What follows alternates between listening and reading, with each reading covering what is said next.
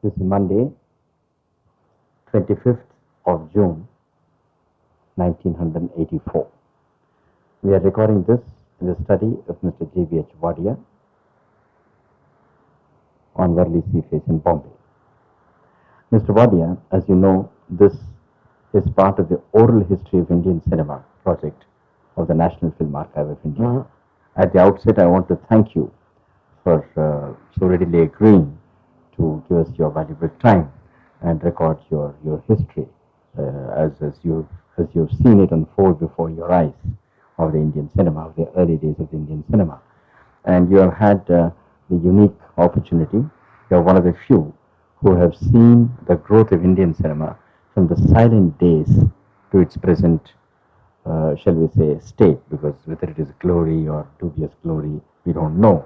But it certainly has grown in splendor and size, and you have witnessed all that has happened.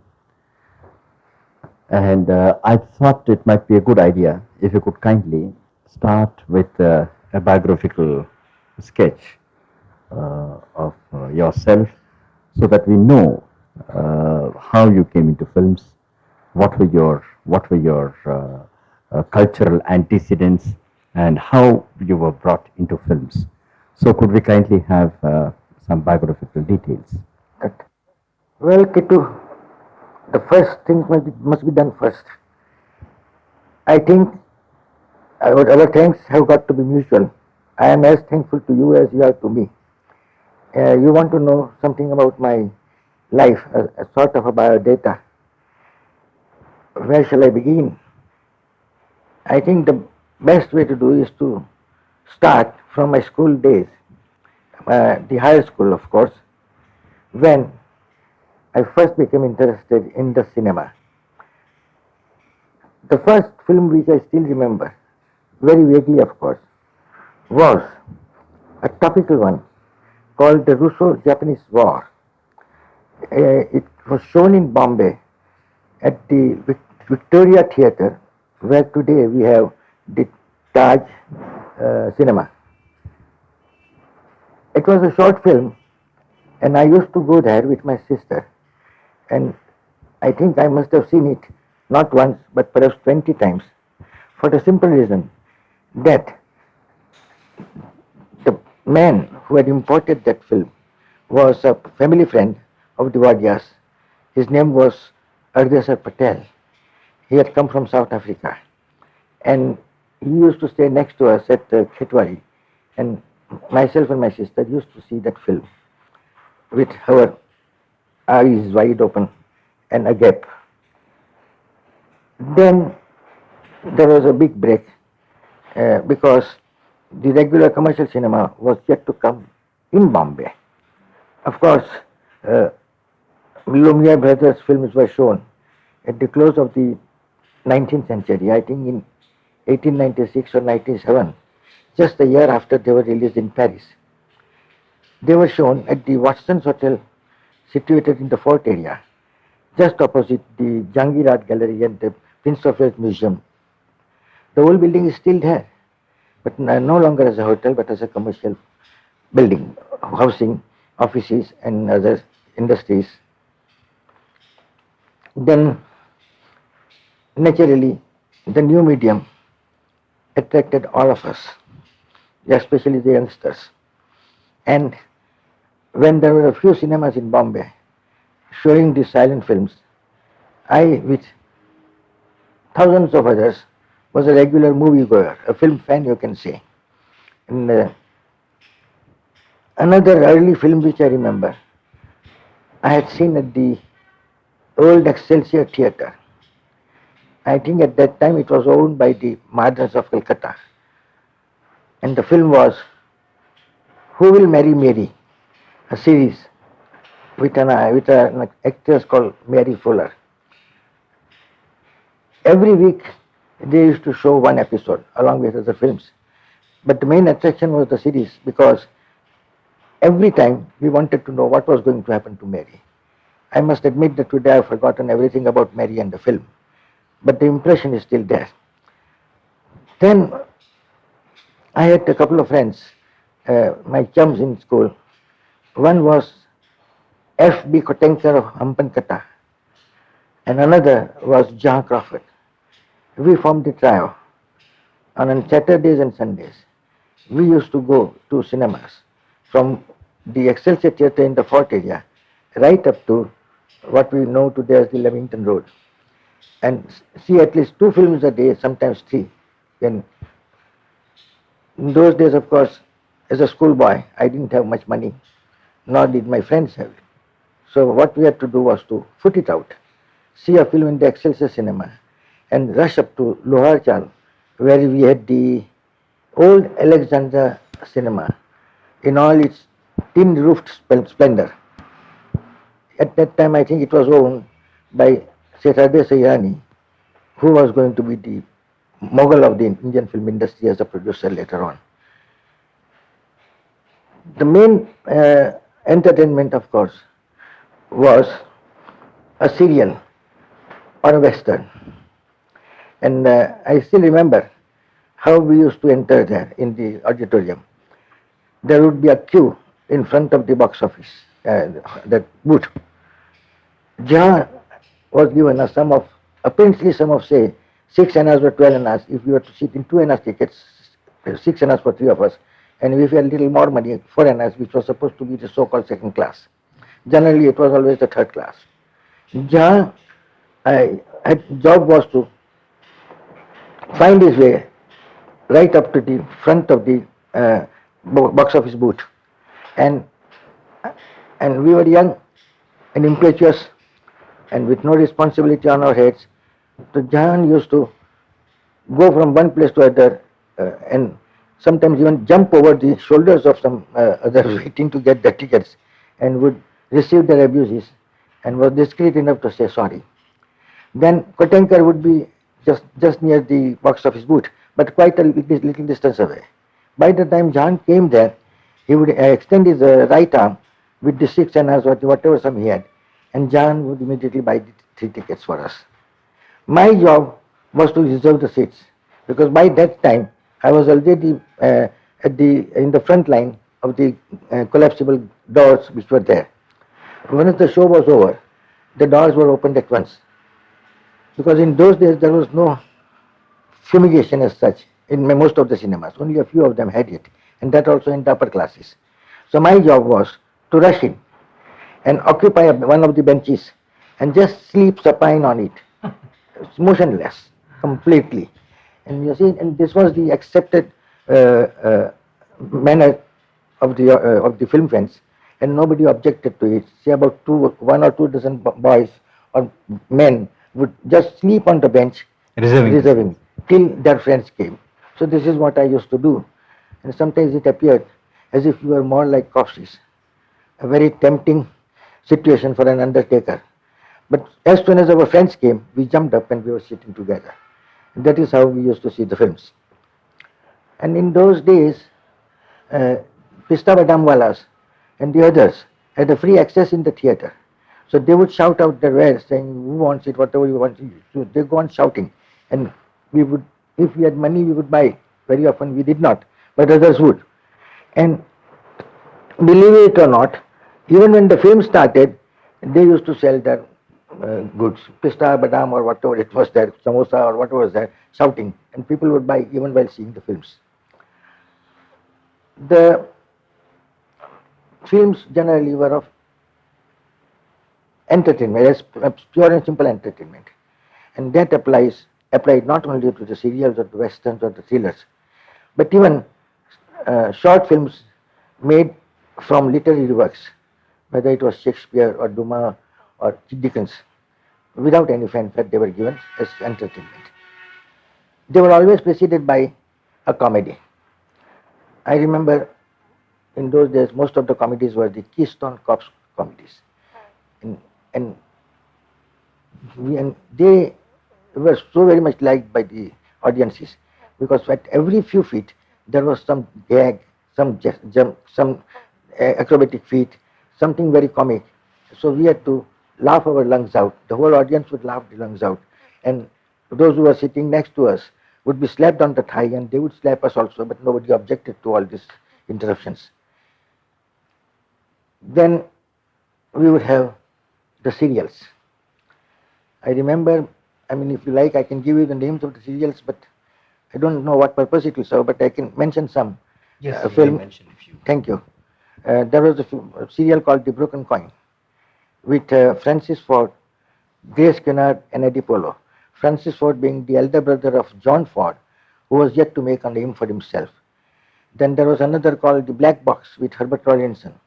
Then there was a Western serial called The Red Glove with Mary Wolkamp. Pearl White, of course, was there with Perils of Pauline, as we all know, very famous serial. And we would watch it most anxiously. The technique which they used to employ at that time was to end the episode on what we called razor edge suspense, the cliffhanger, as they say. You see, the heroine may be in danger or the hero may be in danger, and the villain is about to cut the rope or throw them down the bridge or something like that, and to stop abruptly. The result was that we were so very much engrossed and excited about what was going to happen that for full 1 week we would speculate among ourselves as to what was going to happen. Again, go and see the next episode. This was the way we used to see those films in those days. Uh, I remember some of the cinemas which were there, and the new ones are there on the old sites also. Alexandra Cinema in Lavachal, of course, is no longer there. But we had the Alhambra Cinema on the Golpita and the Sanders Road side, where later on we had the Kamal Talkies, when the name was which is changed to Alankar, and it is still there. Excelsior is still. Excelsior, the new Excelsior is there. The old Empire is there. These were the two theatres. There was no Strand. The third one was Minerva. And the fourth one was Leamington Talkies on the Leamington Road, where we have got the Apsara today. The old Imperial was somewhere near the Chandigarh Junction Road, somewhere nearby the Harkishan Das Hospital. That was owned by Abu Bakr Beg Muhammad, a very enterprising businessman and exhibitor, distributor, and also he financed some films. The Alhambra, I don't know who owned it, but I still remember that the man in charge, the boss, was Rustamji Modi, the eldest brother of Kaki and Saurabh Modi. And he used to be at the box office giving tickets. He was very hefty, and once he would shout out, we would be all terrorized. But he was a gentle soul, and he always used to help the youngsters to buy the tickets, and especially the Parsis, because he was a Parsi and I was a Parsi. But suppose any one of us tried to be funny and became rowdy, then we always had a lecture from him. That was the impression I had of Rustamji Modi. Then there was one cinema also owned by a Parsi, I forget his name, America, India. That was somewhere near the Sanders Road, present Vallabhbhai Patel Road, where we had the Goldfield Leather Works. I remember that it had a small compound where to buy the tickets and go in. And there was that big paper organ, the old organ, on which the tunes would be played, perforated sheets, and the organ spikes would be there, and it would roll on, and we would have to listen to the musical pieces. Very often, most often, or almost always, they were Western music in those days. Then there was another cinema called the Western Cinema, not the present one, where Naz is, but just behind the Girgam Police Court. It was owned by two Parsi adventurous exhibitors, Rustamji Dorabji and Ratan Shah Dorabji, Wellington. They called themselves Wellington Brothers because they had a shop at Kalbati where they used to sell Wellington cycles. But that cinema was there. And I used to see a number of American films which were shown there. But today I might mention that the very first film which I saw, Indian film which I saw, was Lanka Dan of Phalke Sahib of hallowed memory. Lanka Dan. Maybe sometime in 1916, it was tagged to an American film. And I remember that when we saw, when I saw it with my friends. This was when you were still in school. 1916, I was still in school. I passed out in 1918. I was still in school. And as you know, and as must be admitted, the Parsis were an insular community, you see, and they had developed a way of life which was more nearer to the Western way of life than the Indian way of life. So when we saw the film, at least when I saw the film, Lankadan, I was greatly amused because the role of Sita was played by a man. Later on, as I found out, his name was Salunke. He has got a niche in the history of the Indian film industry. Salunke was Sita, but he was too muscular. So that naturally amused me. And then the tail of Hanuman was nothing but a single rope, long rope. So we again had to laugh at it, saying, what sort of film is this? And then suddenly the memorable flight of Hanuman begins. And he flies in the air. And Valke Dada was an expert in trick photography. He took it in such a remarkable way that even today I've got a vague impression of that flight. He showed Hanuman nearer the camera, and he looked very big. In the next shot, the distance was to be shown, so his figure became smaller. Like that, ultimately became the smallest. And then he goes to Lanka. And this is something which was really remarkable. And I was so very much impressed with Lanka Dahan, which was the first Indian film I saw. I had missed Raja Harishchandra, and first Indian film I saw. But then immediately I fell in love with Indian films from that time onwards. Then, even then, my interest in the Indian film was, say, desultory. I was not a regular, I didn't see them regularly, few here and there. Our major fare was the European and the American film. The American film or the English or the French or the Italian were the best. And some Scandinavian countries also used to send their films. But our main subsistence was the American film. We had somehow or other fallen in love with the American film, and next to that came the English and French. So this continued. So this went on, and I also began to be interested in the Indian films. By that time, I had come to the matriculation class. I can tell you one incident about it.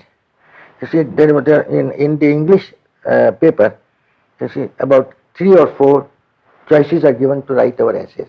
For one essay out of the 4, we have to select ourselves. And we knew, at least our teachers also knew, the number of questions which would be asked. So we had committed by heart, you can say, a number of subjects.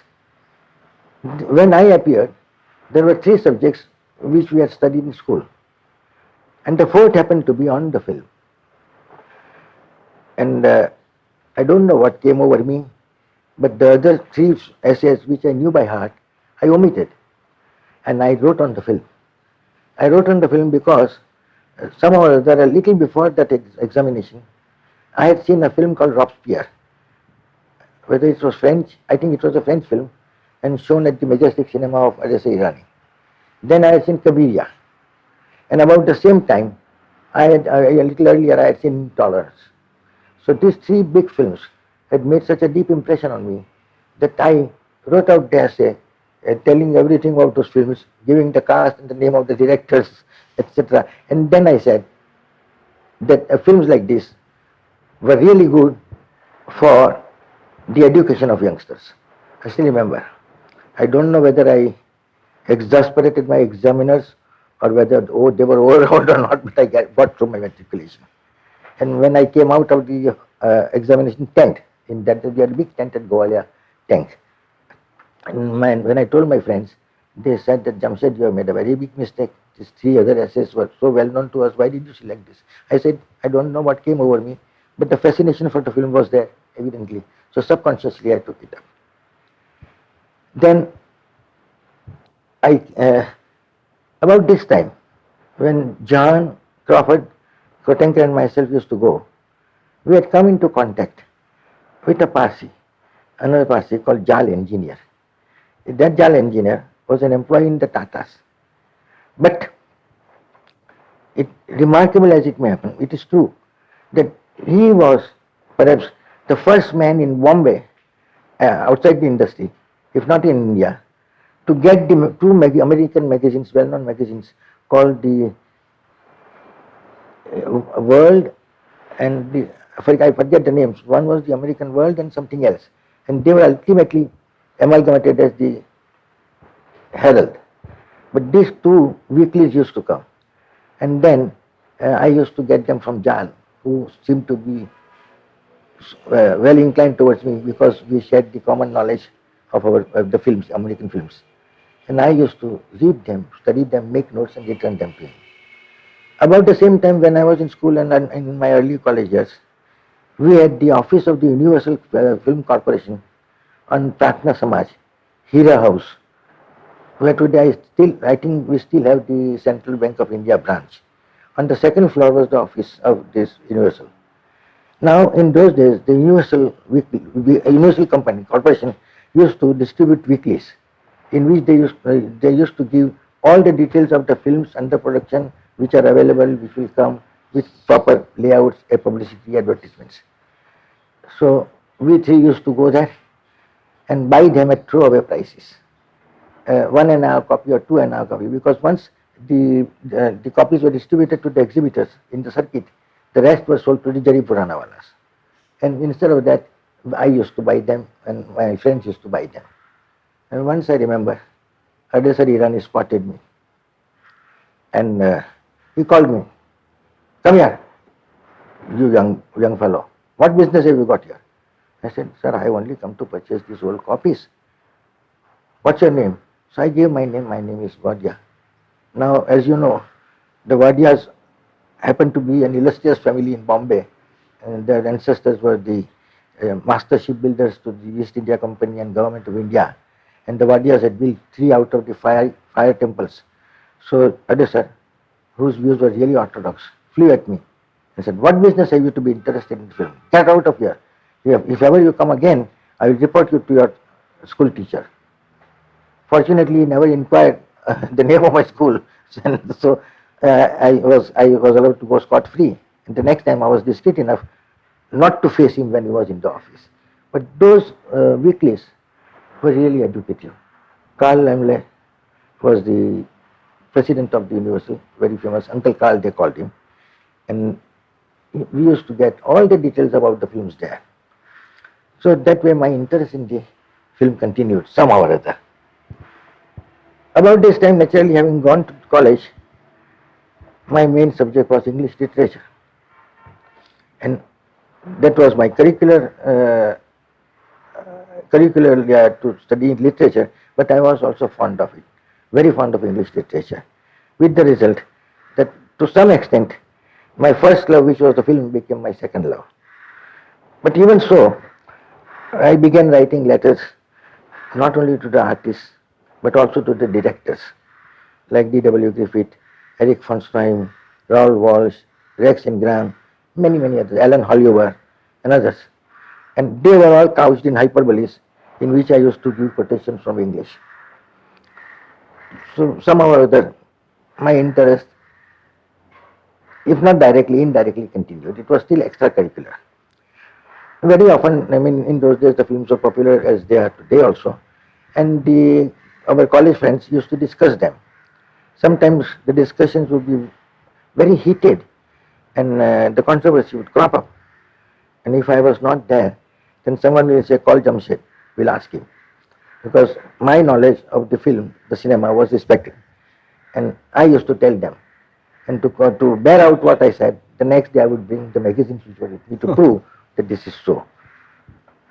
But Jamshid said, about this time, we also had a fairly popular and active theatre in Bombay. No, the theatre was active even before the film came. Yes. If you want me to speak on that. No, but I thought that, were you not interested in the theatre at all? Much before I was interested in the film, for the simple reason that the film did not exist. You see, as a youngster, our main entertainment was the stage, the legitimate stage. And my family, fortunately, my father and mother, my uncle, were persons of Catholic taste. not only saw the Urdu plays, but Gujarati plays and Marathi plays also. And that was my first education in dramatics. I must have seen almost, say, easily 70 to 80% of the films, of the theatre shows, the plays which were staged in Bombay, say between 1908 to 1918. Definitely. I mean, it was main form of entertainment. Used to go from one place to another. And today we have got the cinema houses in the playhouse locality. But at one time, it was reserved only for the stage. The Elphinstone Theatre, when I think where I think today we have got some cinema and in another name. I don't know the name, Gulzar or something. The Elphinstone Theatre at the Gandharva Natak Mandali with Bal Gandharva there and Keshav Rao. And my family was fond of classical music. So we used to visit that theatre. And I still remember, I mean, how the audiences would receive to take to those plays. When any good singer, Bal Gandharva or Kishore or somebody else came and he began singing, they would just close their eyes, put one hand on their ear and listen in complete silence till it was over. No, I asked you about the theatre because Yeah, we yeah. are told that the theatre, especially the Parsi theatre, That- had a tremendous influence I'm coming to that. on the silent cinema. And Majority- so perhaps you would be in a Yeah, position yes. to tell us about So it. majority of the theatre owners were Parsis. This Victoria Theatre was owned by a Parsi called Mr. Appu, and he used to stage Urdu plays. Then today we have got the Diana Cinema at what is that known? Falkland Road or Forest Road near somewhere. Forest Road, somewhere near in the- yes. the central that Bombay was, area. That was owned by Khurshidji Baliwala, another Parsi. Then we used to have the Alfred Natak Mandali, Alfred stage theatricals, owned by one Manekji master. And it was also composed of Parsi actors. Most of the actors were Parsis in those days. And then Kawaji Khatau, he had another company. Mardens had a very big company called the Elphinstone Theatrical Company in Calcutta. So, and you can say that the legitimate stage, more or less, was monopolized by the Parsi. The Modi family was also. Modi family came later on in Hyderabad, Minerva Theatricals. But I am talking of the earlier days. I'm talking of 1908 to 1918. Whereas I think the Modi theatres came Modi, in yeah, of course, almost Saurabh Modi 28. himself came much later. 28 or something like that. And before that it was owned by his brother Rustamji, who had come to Bombay and leaving the company in the hands of Saurabh. But these were the pioneers, and their knowledge of Urdu was simply fantastic.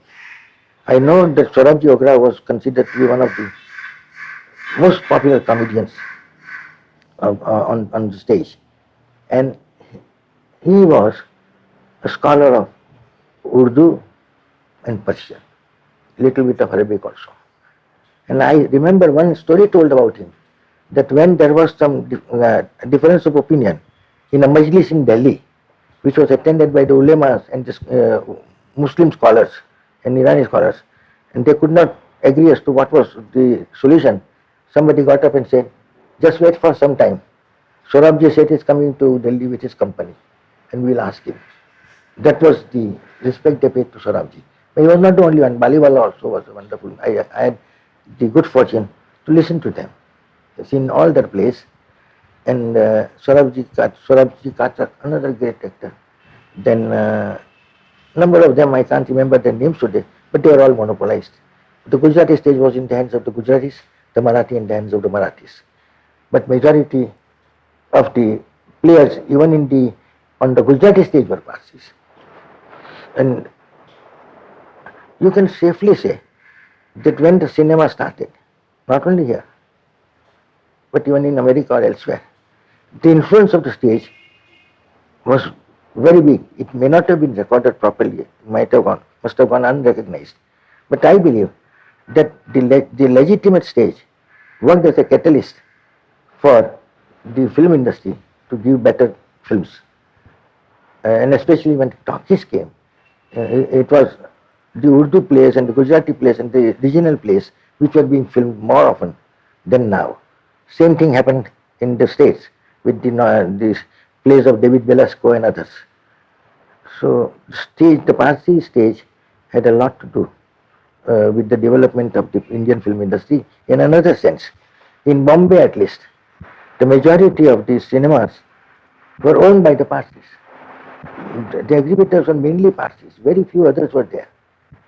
And later on, of course, the Gujaratis and the others came.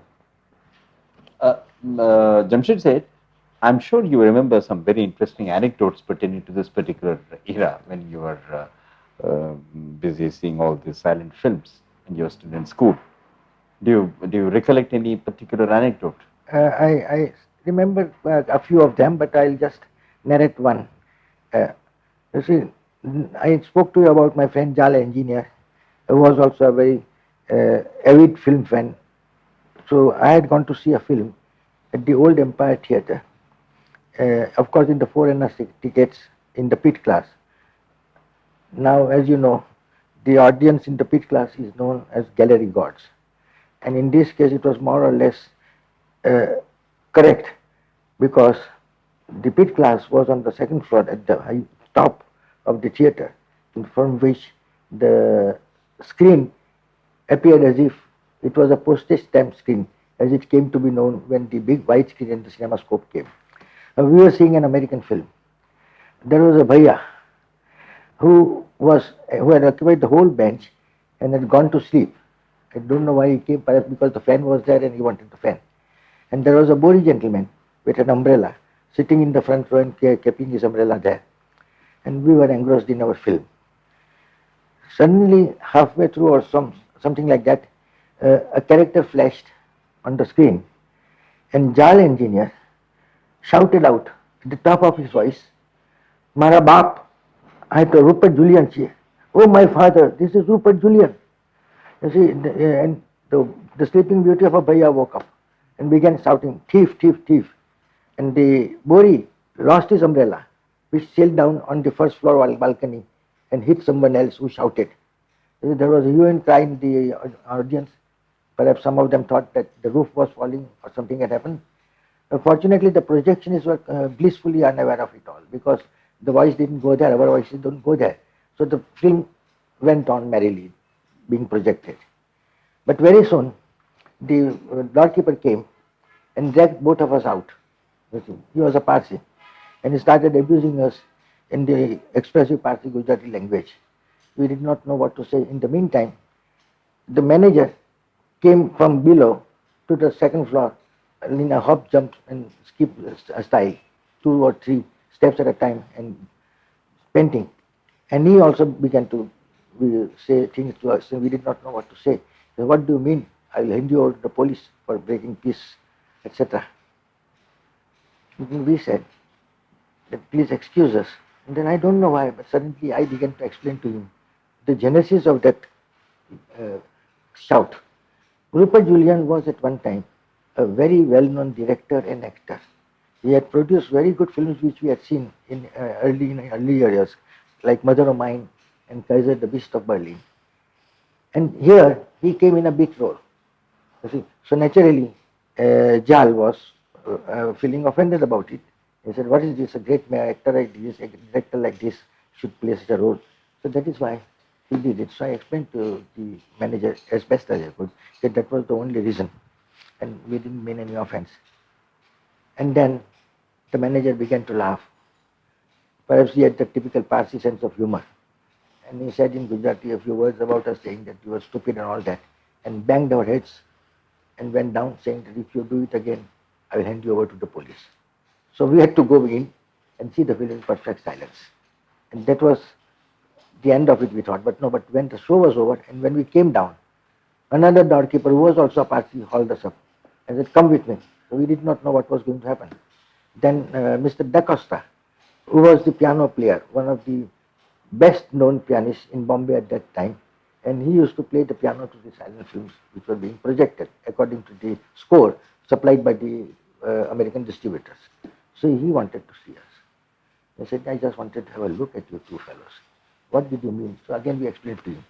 And he said, "You Parsis, you will never give up your exhibitionism. get out of here. And that is how our first adventure in exhibitionism ended. That is the one story which I remember.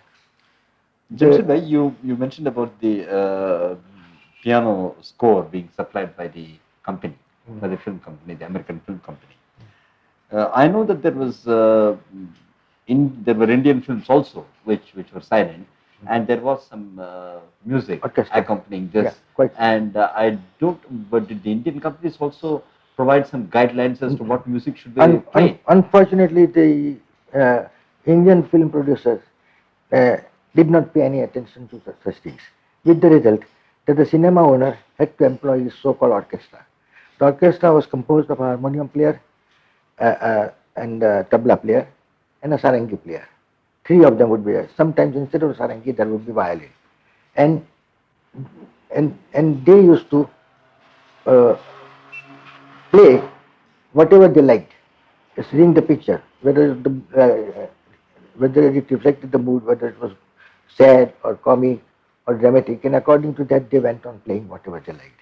And it was quite possible that in every show they played something else. And in no two theaters was the orchestra the same, as in the case of the American films, where the scores were supplied. And remember one Mr. Firoz Shah Mistry.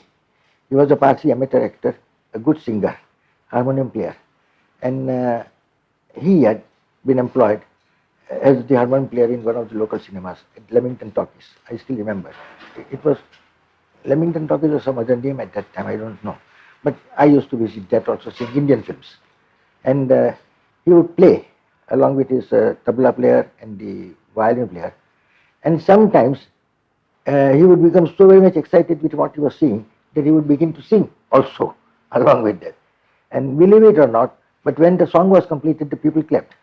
They liked it. So that was the way we had our orchestras.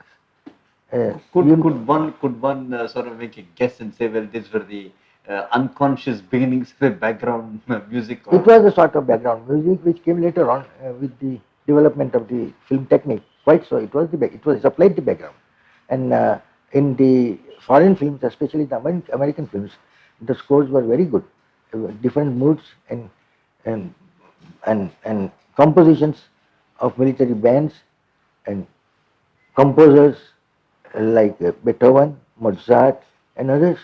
They used to play that. It means that the foreign filmmakers did pay attention to the soundtrack even then. Even then, they were aware of it, conscious of it, and they knew that the interest of the film will be augmented with a proper background score. All that came about later on was the mixing of the soundtrack on the film itself. But the importance of the soundtrack as such and as a part of the experience of the film goer was already there. It was felt even then, and it became a necessity. It became a necessary. Every American film had a score. Now to go on with the story of your involvement in Indian cinema. As I told you, I began seeing films off and on, and quite a few of them I liked cursorily. I think the fault lay with me, because as an insular Parsi, I was still not in tune with the Hindu way of life or the Muslim way of life, or you can say the Indian way of life, with the result that I was not in sympathy with the moral overtones in the Indian films, whether they were mythologicals or socials.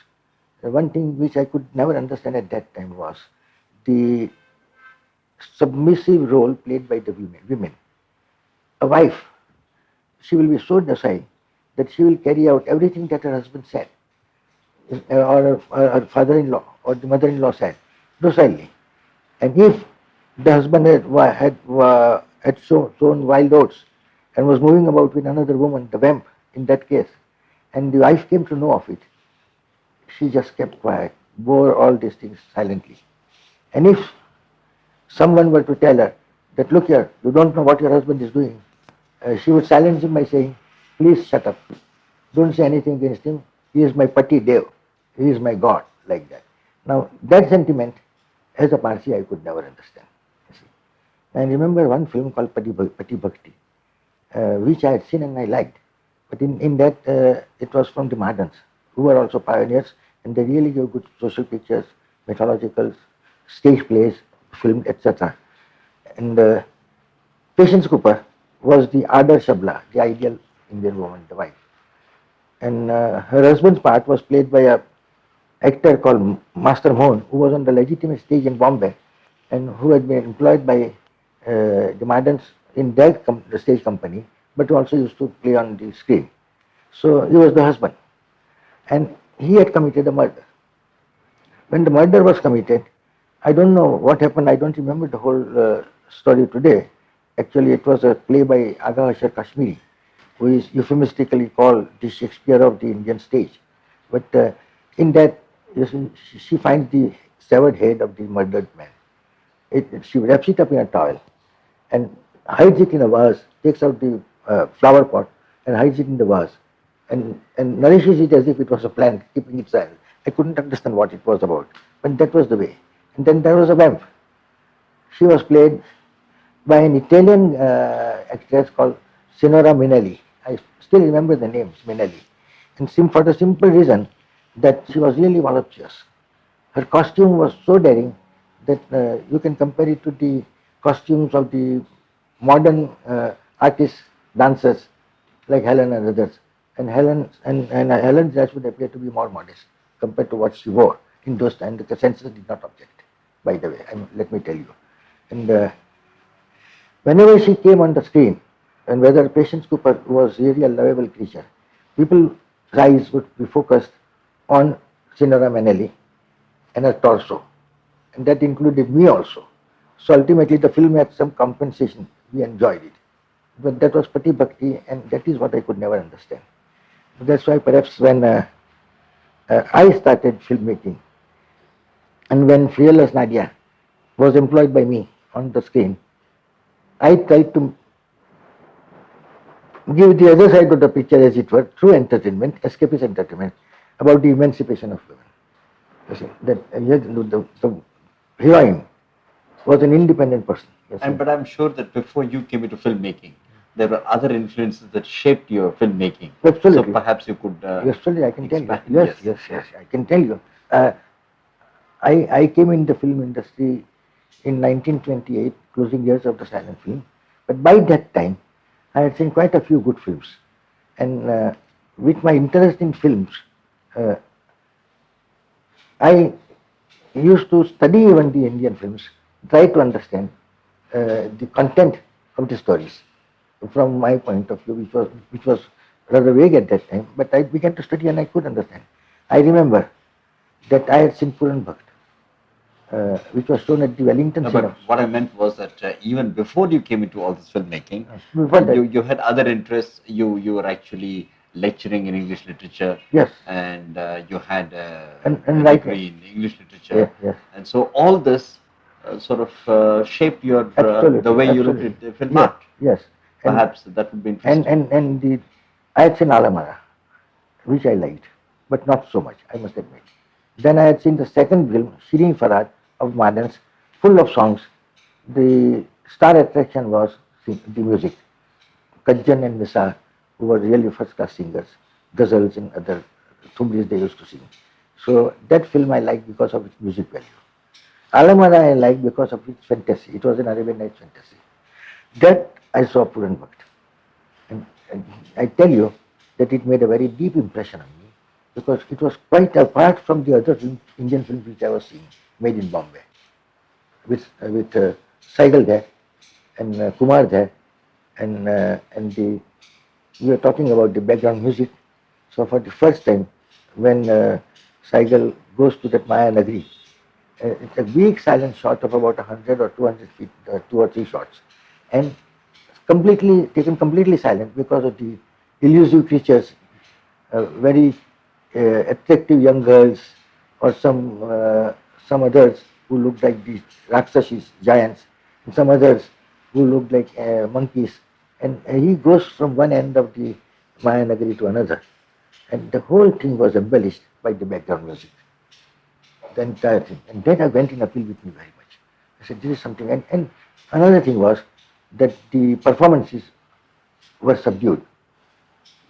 They were not overt like the legerdemain of a magician, which characterized the performances of Indian artists, moving their hands and feet and making their eyes, anything like that.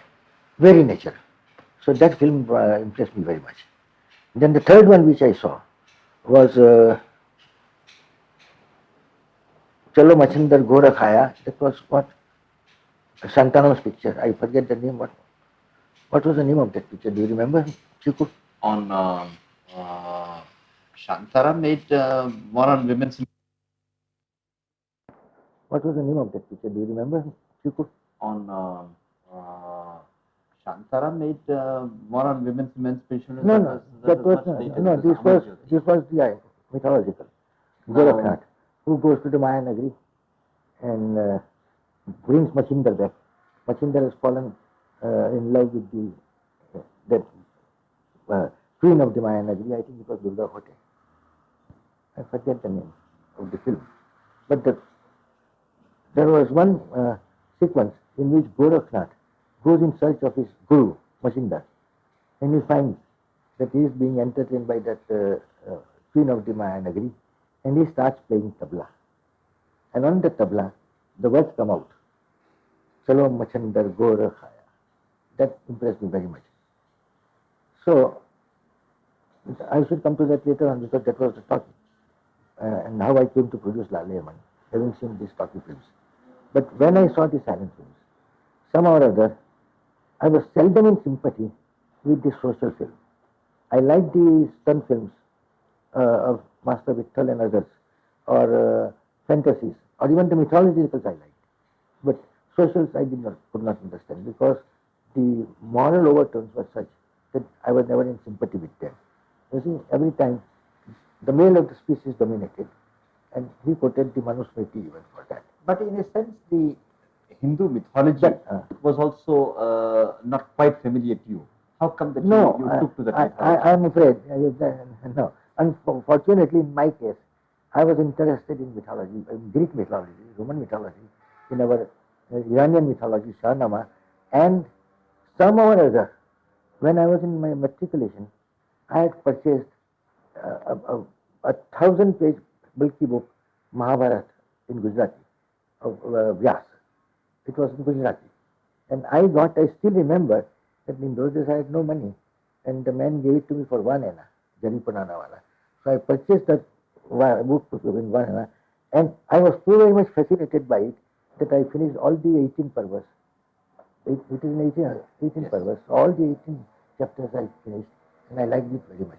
And somehow or other, I mean, very fantastic things were happening there, but they were dramatic. I was trying to wonder whether it was your interest in English literature that also triggered off your. Yes, as I say, my main, if I may tell you, I've written a book of poems, used to write poems in those days, or rather verses in English, and a couple of them were on Greek mythology, Atalanta's flight and all that I had done. So my interest was there, Catholic interest in mythology.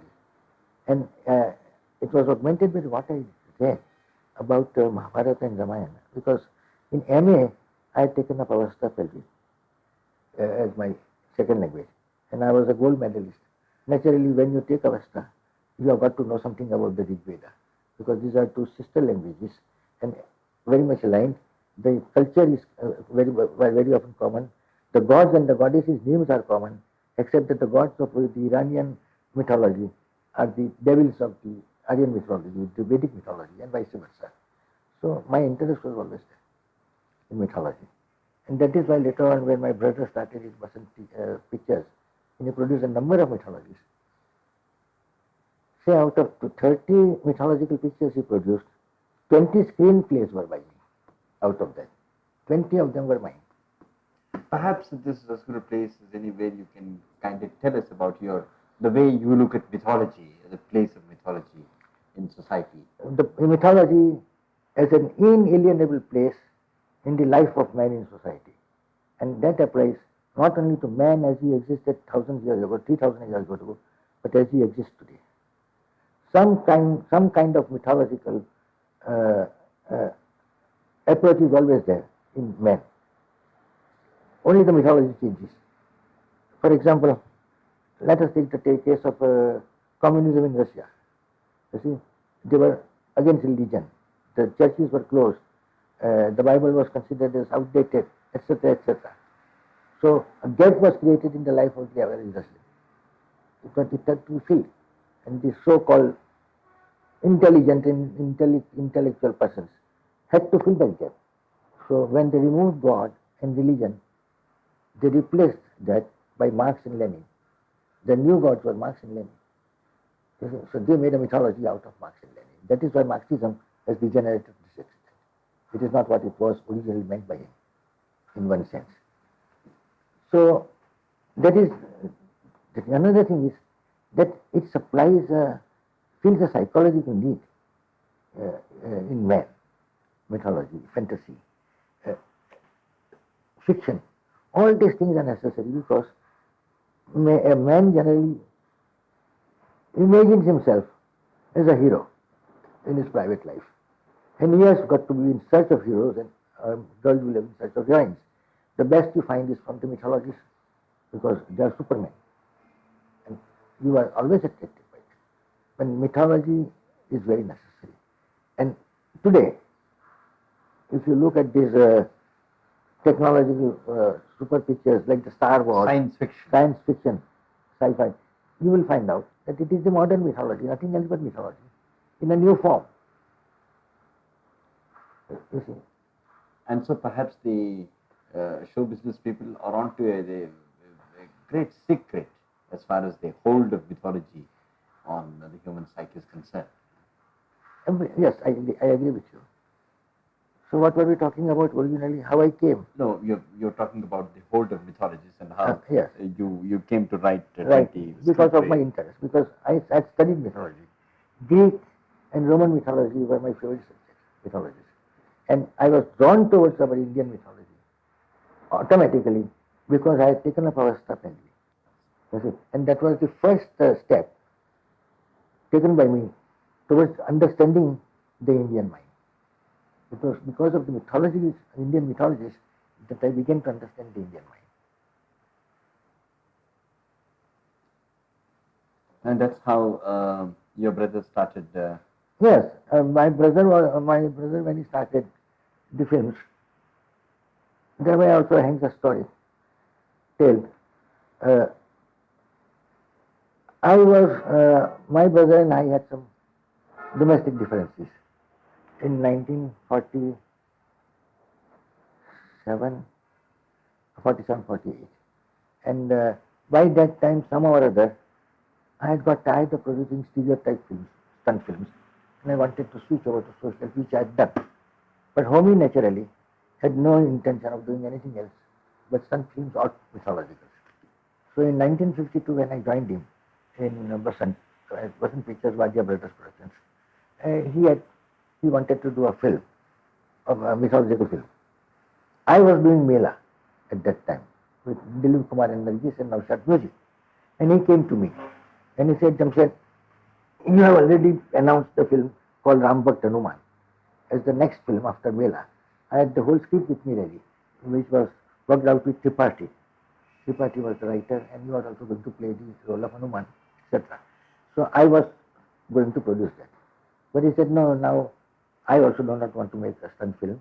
I want to go in for mythology. So I gave the entire script to him. I said, here everything is ready, you go ahead. And that is how, under the Basant banner, the first mythological which was produced was Ram Bhakt Hanuman, in which Trilok Kapoor was Ram, one Bengali actress, just an ordinary actress was Sita, and our Tripathi was Hanuman. But that was all drafted by me, the script was written by me. And Homi had requested me, that Jamshed, now this is something new for me, so you will have to come and supervise. So that's how I supervised the picture also. I looked after the music side and also the re-editing. And the screenplay was mine, though my name is not there, because we had given Tripathi's name naturally. But you talked about your interest in stunt films waning, as it were, after some time. But you kindly tell us more about your involvement in how you the stunt film waning for the simple reason that one would like to do something new. You see, when I made my 5 stunt pictures, the very first film which I made in 1928 was Vasant Leela, or Sons of the Rich, and that was produced by me with Mr. G.S. Devare as my partner, under the name, high-falutin name of Artistic Pictures Corporation, because I was enamored of the American way all along. So instead of calling it company, I said corporation. And that was a social film. Then my second film was a story by me, which was also a social film called Bondage, which was made by Devare, Pratigya Bandhan. But then later on, when I started, I had to start on my own. Naturally, I was a devotee of this film even then. Douglas Fairbanks was my hero. Eddie Polo was my hero. Francis Ford. You take any name, William Farnham, William Duncan, Pearl White, Grace Cunard, Mary Walkemp, Ruth Roland.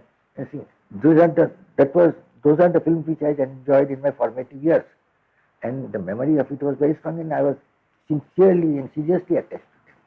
So when I started my own company in 30, after 28, in 29, I started on my own, because Devare had also left me. He had gone out to produce some big picture with some other financier. And the very first film which I made was Thunderbolt or Delayed Daku. It was nothing but a crass copy of Douglas Fairbanks' The Mark of Zorro, produced cheaply as a quickie in 10 or 12 shifts. And since in those days we had not enough money to do so, you will be surprised. I don't know how and why we did it, but we did it. The whole film was produced on Kodak positive stock instead of negative, because the positive was cheaper. And then when the picture was ready and we showed it to Dwarkadas Anandas of Koilur and others, they must have admired me for my delivery. It was Delayed Daku, but they must have doubted my judgment as to what is going to happen. As luck would have it, the film was released at a super cinema, and it clicked in its class. It clicked in its class, and people liked it, though it was very cheap. They somehow other liked, because after all, the model was The Mark of Zorro, a perennial picture to which all Indian producers are indebted. And in one place, I had also said that the Indian film industry should raise a statue in honor of Douglas Fairbanks. That is the least they can do to repay that debt to him, because Douglas Fairbanks films have been done over and over again by scores and scores of our producers. They are being done today also like that, under new shape. I must have done it so many times. So, I mean, there is nothing wrong in admitting our debt. Facts are facts, and they are stubborn creatures. You see, they have a knack of coming out from the bowels of the earth and face you. So, No, but your films with Nadia, they were not only stunt films, but as you said, but they were feminist films in a sense, yes, sort of a precursor. And something else was there. I'll come to it. But before that, let me finish quickly about the five stunt films. So I made Thunderbolt or Delayed Daku, and it succeeded. And in its class, it was a C-class success, because the picture was the cheapest possible, quickie. The talkies had come, and we had to compete with them. I was one of those producers who was penniless. So we had to make good fight against odds and do it. But it succeeded. And Thunderbolt, I'll tell you another funny story about it, another anecdote which comes to my mind now. After the successful run at the super cinema, the print was removed to Venus Talkies, where we have the giant cinema today, Lalbagh. That was owned by a friend of mine called Mr. Temura Sanklaseya. He was with me in college, but he had become the theatre owner of that small cinema, and we were showing it there. And in those days, Homi and I had not even a car. So we went by a tram car to see what was the fate of Thunderbolt at Venus Cinema. In the meantime, Thunderbolt lived up to its name. There was rain and thunder, complete. So we had to rush inside the theatre. And when Temur Sanklaseya, his pet name was Temur. So we met Temur, and he said, "Congratulations, Homi, congratulations." I said, "House full." I said, "I refuse to believe it. There is so much of rain there." I thought he was trying to appease me. So he said, "Come with me." So we went upstairs in the balcony, and the balcony was full, house full. Then he said, "Now look down." So I looked down, house full. But the third class, which was nearest the screen, I could not see the heads of the audience, only the umbrellas. All the umbrellas were open because the rainwater was sticking from the roof on them. So with open umbrellas, they were seeing the picture. They didn't mind getting wet and they were clapping. So that's why I made a joke that if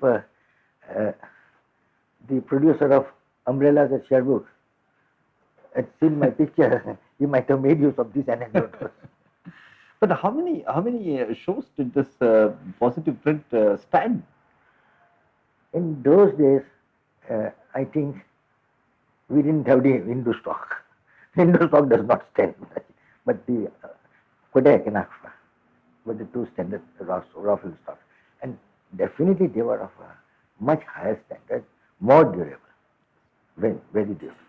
Though the projectionists were illiterate, that there were no Training. trained projectionists then, but somehow or other many of them were conscientious, having learned the art of by themselves, the craft of running the projection themselves. They were how I Jamshed, you've still not told us how you actually changed your profession, as it were, and came into filmmaking, because you didn't start off as a filmmaker as soon as you started a career. It was a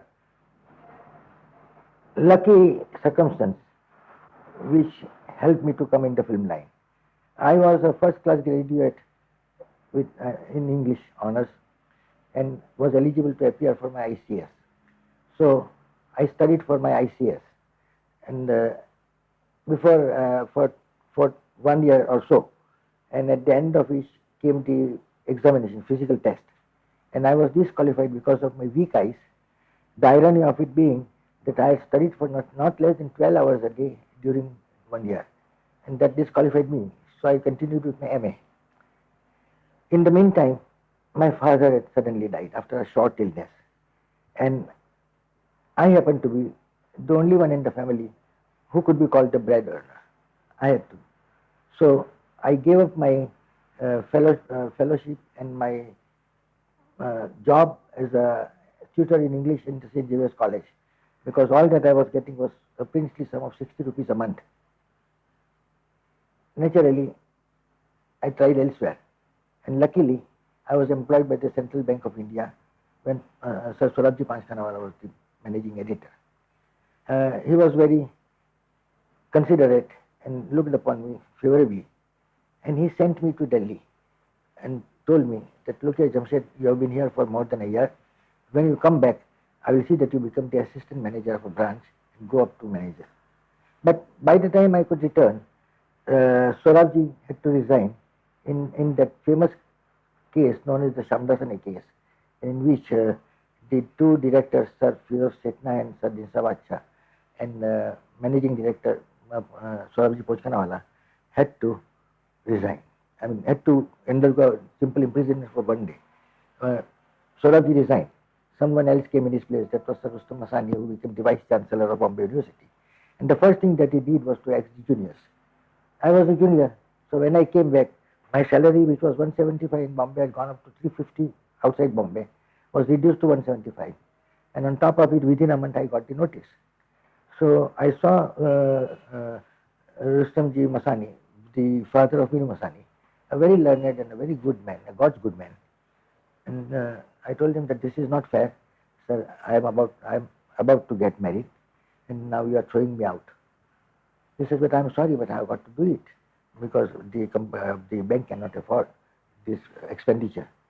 Then I asked him, said, sir, would you advise the same thing to your son Minu if he came and asked for the employment? He said, pick up the phone and ask him. Pick up the phone and ask Minu. What I have told you, that you are an LLB, go and practice. So I also want you to practice. Then I told him that if it is, I can do it only if you are liberal with me and give me my retrenchment, compensation, and many other things, gratuity, and something else, 3 months leave. So he was good enough to grant all that. So I started practicing in the small causes court. But my heart was not in law. I didn't like the law at all. So, and Alexander Cinema which was my favorite when you during my school days and early college days was there. The, the theatre had been demolished, but I was always reminded of my association. About this time, I began writing scenarios. I mean, you can say about 10 or 12 stories and scenarios I wrote. But I did not know to whom to give them. Then one day, I went to the Sharda studio at Tardev Road, where later on one of my best friends, K.K. Moody, had his Western India Theatres Limited and the Central Studios. And the the producer was Bhogilal Dave, who was known as Boss. So I sent my card in that I wanted to see with some of my stories and scenarios. I had to wait for about half an hour or 1 hour, but he didn't come out. And when he came out, he didn't even look in my direction, looked elsewhere, and went away in his car. I did not know what to do.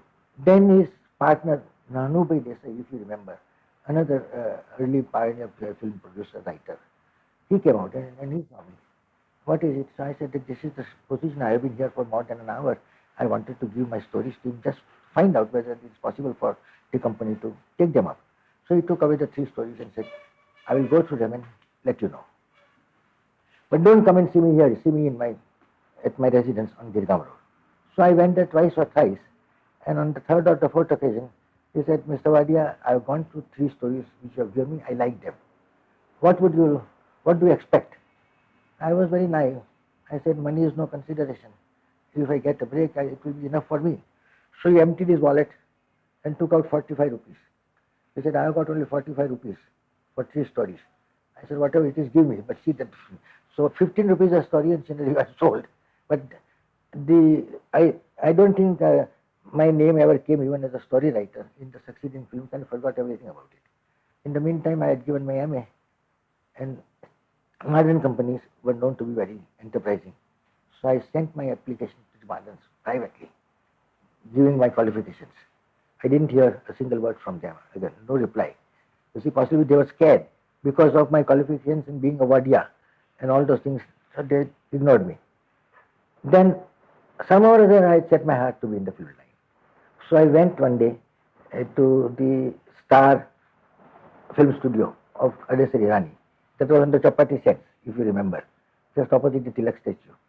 So I went there and I entered and I did not know where to go. Suddenly a tall, handsome figure in Bengali dhoti and kurta and shalwar, silk,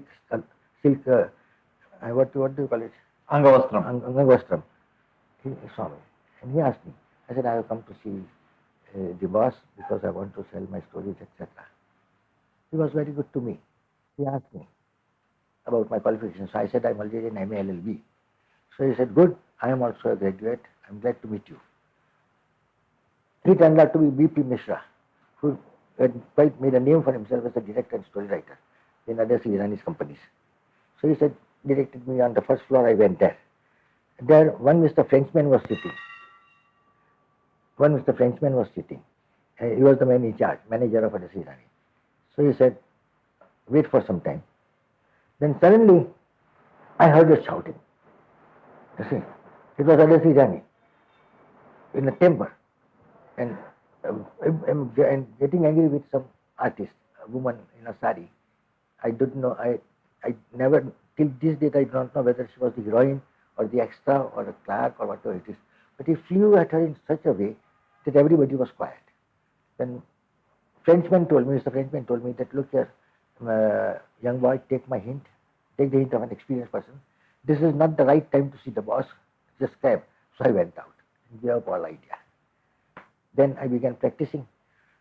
And one day again, I read an advertisement in the Mauj Maja that someone wanted a partner with 3,000 rupees to make a film in partnership.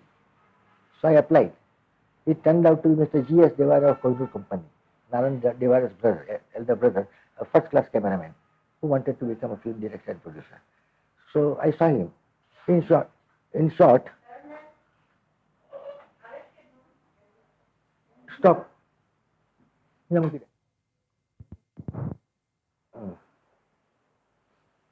As I was saying, I read the advertisement and came in contact with. Stop. Stop.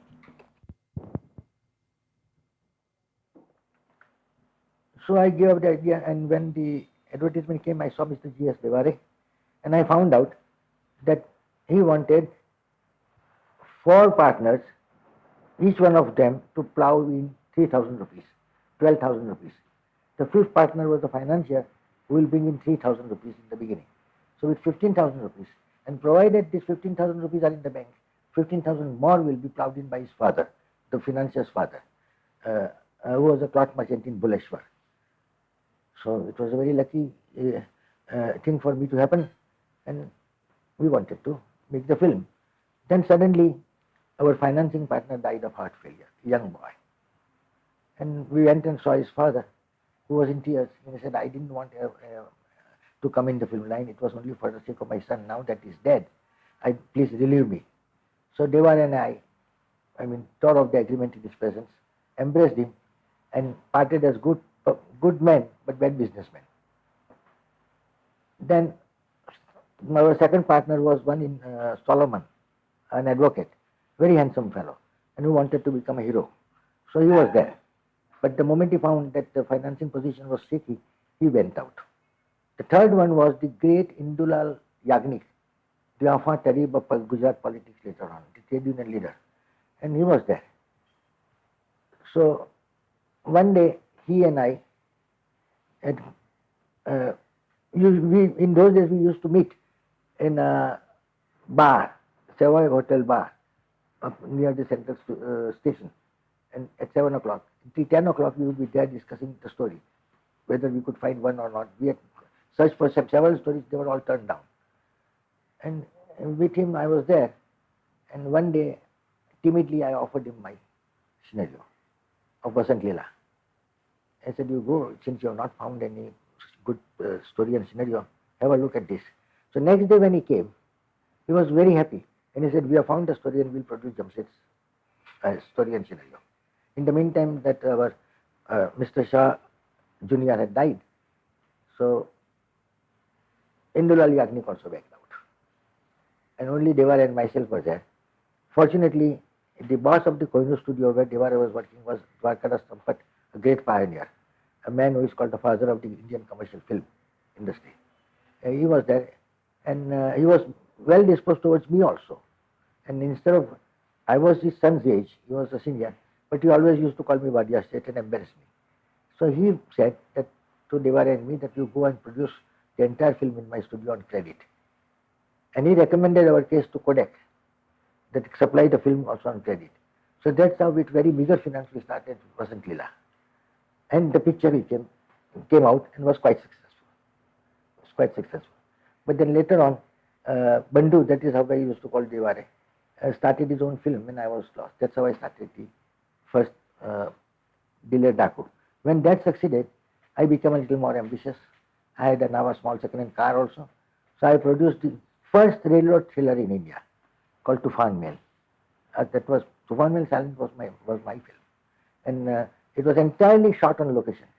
That is on railway stations and goods yards and cabins and running trains and on the roof of the train engine, etc. The whole story. To what extent was it inspired by the great train robbery? No, not by the great train robbery, but it was definitely inspired by the railroad serials of Helen Holmes. And she was, the director of those films was her husband, J.P. McGowan. I remember their names. And I liked those thrillers very much, the stunt films. And and I modeled my story to suit the Indian conditions and made Tufan Mail. You can cut it here. You can Stop. Tea. Cut it. You can again ask me for anecdotes. That is very good. Beg pardon? Any anecdote I know. of my silent films, because that supplies the relief. Yes. Ready? Now here again, Jamshed Bhai, do you remember any characteristic anecdotes of this particular period? Yes, to a number of them. I will have to be a little selective. So starting with Tufan Mail, I can tell you that the story behind the making of Tufan Mail was as interesting and as thrilling as the film itself. Once I wanted to take the shot of a train approaching and going over the camera. We have seen such shots in the American films, serials. So Homi was my cameraman at that time. I was the director. So we went and hid ourselves in a railway nala with our IMO camera. And as soon as the train came, Homi just took out the IMO and started cranking it. You see, and the whole train passed over, and we took the complete shot. To make it more effective, we took it in slow motion, about 8 or 12 pictures instead of 16. And then I started with my other work along the rail lines with my unit. Within a few minutes, two policemen, railway policemen came and grabbed both the brothers and took them away. We didn't know what was happening. He took us to the nearest station and put us before the station master, who again happened to be a Parsi. In those days, the station masters and the railway guards and the engine drivers were Parsis or Christians, mostly so. So he was very angry with us. He said, "You have flouted all these rules and you have come and disturbed us." I said, "How did you come to know of it?" Because the engine the driver was panicky. He could not stop the car, and he complained from the next station. So now we will keep you in custody. Fortunately, I had the letter of authority from the DSP, which was rather delightfully vague, in which they said that Mr. JBH Wadia's unit should be allowed to work on the railways so long as they did not disturb or damage any railway property. So I said, "Look, this is the authority, but we have neither disturbed nor damaged. The train went out, or went over us, and everything was all right." So I don't know what came over him, possibly because we were young and he took pity on us, or possibly because he thought that here are two Parsi youngsters doing something wonderful. So some 2 or 3 or 4 choice abusive words were thrown at us and said, "Look, the next time you do so, you will definitely be in custody here." We thanked and went out. But I was so nervous that I stopped the shooting for that day. That was one incident. The other incident which I remember in Tufan Mill was that we wanted a shot of my hero Yashwant Dave to take a jump from a bridge on the roof of the railway bogie and run across it from one bogie to another, come up to the engine and ask the engine driver to stop it, because he had come to know that the bridge had been blown off. That was a very crude trick shot which we had taken, half bridge and half not, in the mask shots. So I said that here is the authority and I would like to do it. Again, he was a Parsi, as usual. He said, "All right, you can do it." But we said, "How many of you are there?" I said, "4 of us are there." He said, "I am not allowed to keep more than 5. We are already 4. You see, and if all of you come, then I cannot do it, because the regulation says that in the engine there should be 5 persons and not more. That I cannot flout." So we came to some compromise. I said, "All right, I become the fireman." So I became the fireman. The fireman actually stayed out of the engine. So there were only 4 of us there. And the 5th would be Dave, who will come at the proper time. So he came up, the camera was there, whom he was cranking it, and then he said in Gujarati, "Stop the car, stop the train at once." So the engine driver pulled the cable, brought it to an abrupt halt, you see. But he was really panicky, lest the people should think there was an accident, so he again started it. But our work was done. The shot which I wanted was taken, because the car had stopped. The train engine had stopped. So at the next station, we all went out, thanked the driver, and the accident was averted. That was one incident. Then I will come to my third film, because now I was successful, so I could produce pictures in a good way. The third one was called The Lion Man, in which I took up a new hero, Baman Shroff, whom I had termed as the daredevil Baman Shroff. And I tell you, Chitu, that I have not come across a better stunt puller in my 50 years of career than Baman. Such a fellow he was that he would never say no to any stunt. See, now in the Lion Man or Singhajna, he was supposed to wear the entire dress of a lion and a head of a lion, which I specially purchased.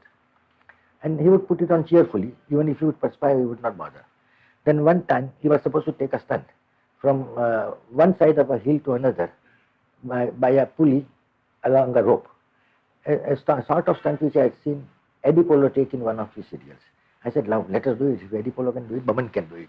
So we did it. We put up the rope across the chasm, about 30 feet wide, and the pulley was there. The villains are coming up. In the meantime, Baman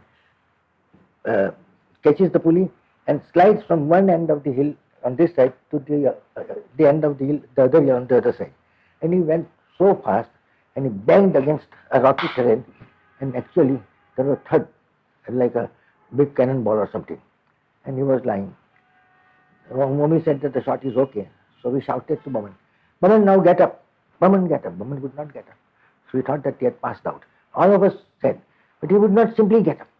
Then after some 1 or 2 minutes, he slowly got up and he was all right. And we heaved a sigh of relief. Then I asked him, Baman, what did you mean? I was shouting to you all along. All others were saying that come out. Did you? I did not hear you. The mask had fitted so strong here that he could not even hear us, so he remains there. I thought that the camera was cranking, so I did not want to spoil the shot. That was Baman. And those were the days when you didn't have stunt alternative No. stand by. Most of the stunts were taken by the artists themselves. Very seldom, in the case of a female artist, we might employ a duplicate. Very seldom. But in the case of Nadia, never. Not once. She did all those. All everything by herself. Never, not once. Then in the Whirlwind, the film after that was Whirlwind. Then again it was a new type of film. We are taking it on a ship, on board a ship.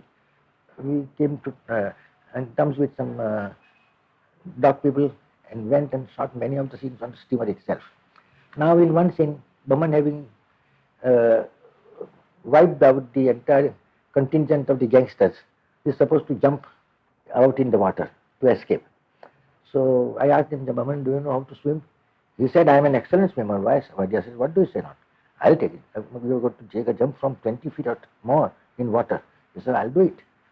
So we placed our camera in a launch, and Baman took a jump from the steamer in a long shot in the water, which we also caught. And then we had told Baman that he should come to the launch. Suddenly we found that Baman could not come. He was drowning. And one of my artists, I think Sayani artist, he said, Baman is drowning, Mari, try to save him. So we rushed our lunch down there, threw a life belt and took him out. Then later on I said, Baman, what did you mean? You said you are an excellent swimmer. Where do you swim? In the swimming pool? No sir, not in the swimming pool. Then where? In the small well which we have got. I said, you call that excellent swimming? But he never said no to any stunt. That was Baman. Then after the last film was called The Amazon, in which it was the reverse of the mark of Zorro. The woman becomes the savior. And that was Padma, that beautiful creature, whom Baburao Patel later on abducted away from me, but after my second talkie, for his own Gandharva Cinetone. And about this time, till then I was giving stunt pictures, silent stunt pictures, in competition with the talkies. The talkies had come, the stunt. But I had never thought of making a talkie till then. But about this time I had made good money. What I did was that I had given the booking of my films to Mr. M.B. Billimoria. He was a very competent film distributor. But at that time, fortunately, he had these small pictures, stunt pictures, American serials or Italian serials or Italian fighting pictures like that. So he was my distributor. And somehow or other, after withdrawing our monthly expenses for 3 years, I had preserved about 25,000 rupees there. I said, keep that money. So he had kept it. Then I went to him with a proposal that I want to make a talkie. And he said, all right, I've got 25,000 rupees. You give me 25,000 rupees. In 50,000 rupees, we make the talkie. If there is little extra to be recovered, wanted for the production, we'll get from the distributors. So he said, come and see me the next day. Now, if 50,000 rupees was enough for a talkie film, absolutely more than what was the average budget for these silent films? 10,000. That was quite a good average. 10,000, 15,000, 10,000, maximum. Maximum. I'm sorry, I interrupted you. No, on the contrary, I mean glad to inform you. I want your interruptions to avoid the monotony of my voice. Otherwise, I will become fond of hearing my voice. So then I said, we must produce a talkie. Next day he came, I went to see him, and he told me that he will do it in partnership with me. So I jumped at the proposal. So Billimoria became our financing partner, and Wadia Brothers were the working partners. Later on, the Tata brothers came, Mr. B.M. Tata and his brother were there also as partners. But Tata was an active partner, B.M. Tata. He was our sound technician also. And that's how Lale Aman was made. Now when Lale Aman That was your first talkie, you see, I knew of a man called Joseph David. He was the producer and the impresario of a very well-known stage company called Parsi Theatrical Stage Company, because many Parsis were involved in that unit. And he used to produce Urdu plays, Hurre Arab, Khaki Putla, which was... This was Joseph David. Joseph David. Now, A neglected man. Was he in any way related to David? David? Not at all. No, except that both were Bani Israels. That's nothing else, nothing else. But this man was a rarity. And I was his admirer even from my college days, and when I used to see his plays. All the plays of the Parsi Theatre Company were seen by me. Khaki Putla, Noor Watan, Hurre Arab, many others, I don't remember them, 6 plays. He had fallen upon evil times, and he had to close down his company because the competition of the cinema had started, films had started. So he had to close down. But I knew that he was the man who had given the story of Alamara. The first story. His name was there also. So I came into contact with him through one of my unit members called Mr. Isa, and I went to see him. So when I went to see him, he was staying at Dongri in a very old, dilapidated building, 2nd floor, 2 or 3 rooms only, and they were not full of furniture, full of books. More books than chairs and tables or bed, completely. And I was aghast at looking at it, and then I found out that he had the Elizabethan dramatists, Shakespeare, Marlowe, and also Beaumont and Fletcher, and all others you can name. He had studied them, and the 18th century dramatists. And he had George Bernard Shaw's plays. And then on the other shelf he had the Marathi plays, on the third the Urdu and Divans and everything. He was a linguist also. He knew English, Marathi, Gujarati, a little bit of Urdu, and a little bit of Hebrew, and a very scholarly type of man. So, I mean, apart from the fact that I wanted him to write a story for me, I fell in love with him. Absolutely. Here is a man, I mean, who is so very well conversant with English literature to this extent. He can discuss with me Shakespeare. So, after some time, I decided to take up a story called Lale Yaman, the Darling of Yemen. It was an Arabian Nights fantasy. But the entire background was of a social film, domestic elements, as if a husband and his wife, and the second wife, and the son of the first wife, and the trickeries played by the second wife against accusing the first wife's son who was grown up, etc. It's a complete social background. So I liked it. And in that, the role of the king was played by Jal Khambata. Especially called him that because nobody knows today. Both Joseph David and Jal Khambata are 2 of the greatest figures in our early cinema, but they have been neglected. And of course, at the time of the silver jubilee of the talkie, when some journalist approached me to write an article on Wadia Moviethon, I decided to write an article on Joseph David so that his memory can be preserved. So that story was there, in which the king marries a second time and comes in the wiles of his new wife, young wife, who accuses the son with whom she wanted to make love, and the father gets excited, king, and drives him to exile.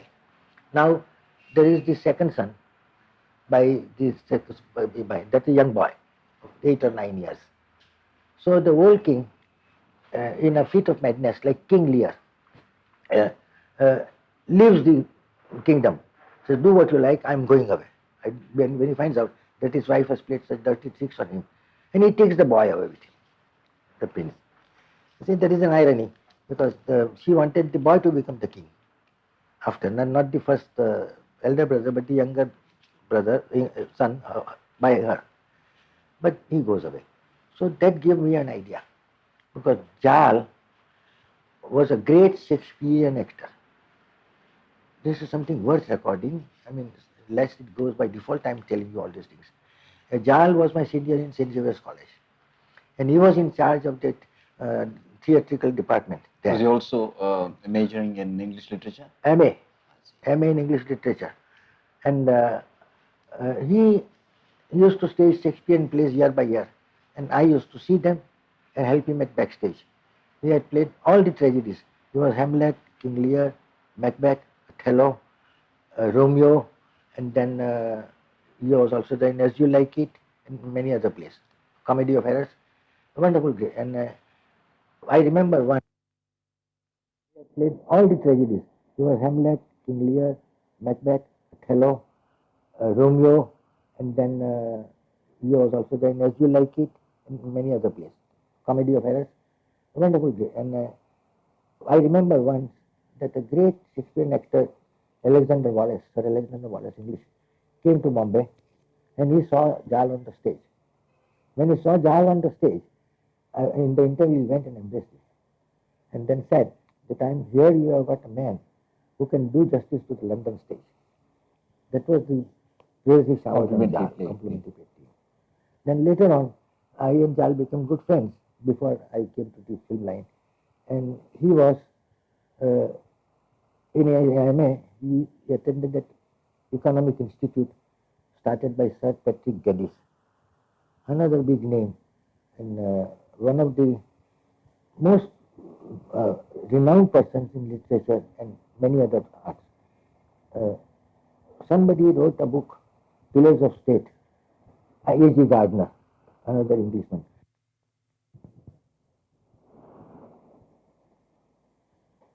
Jamshed Bhai, you were talking about Khambata and his background of Shakespearean stage.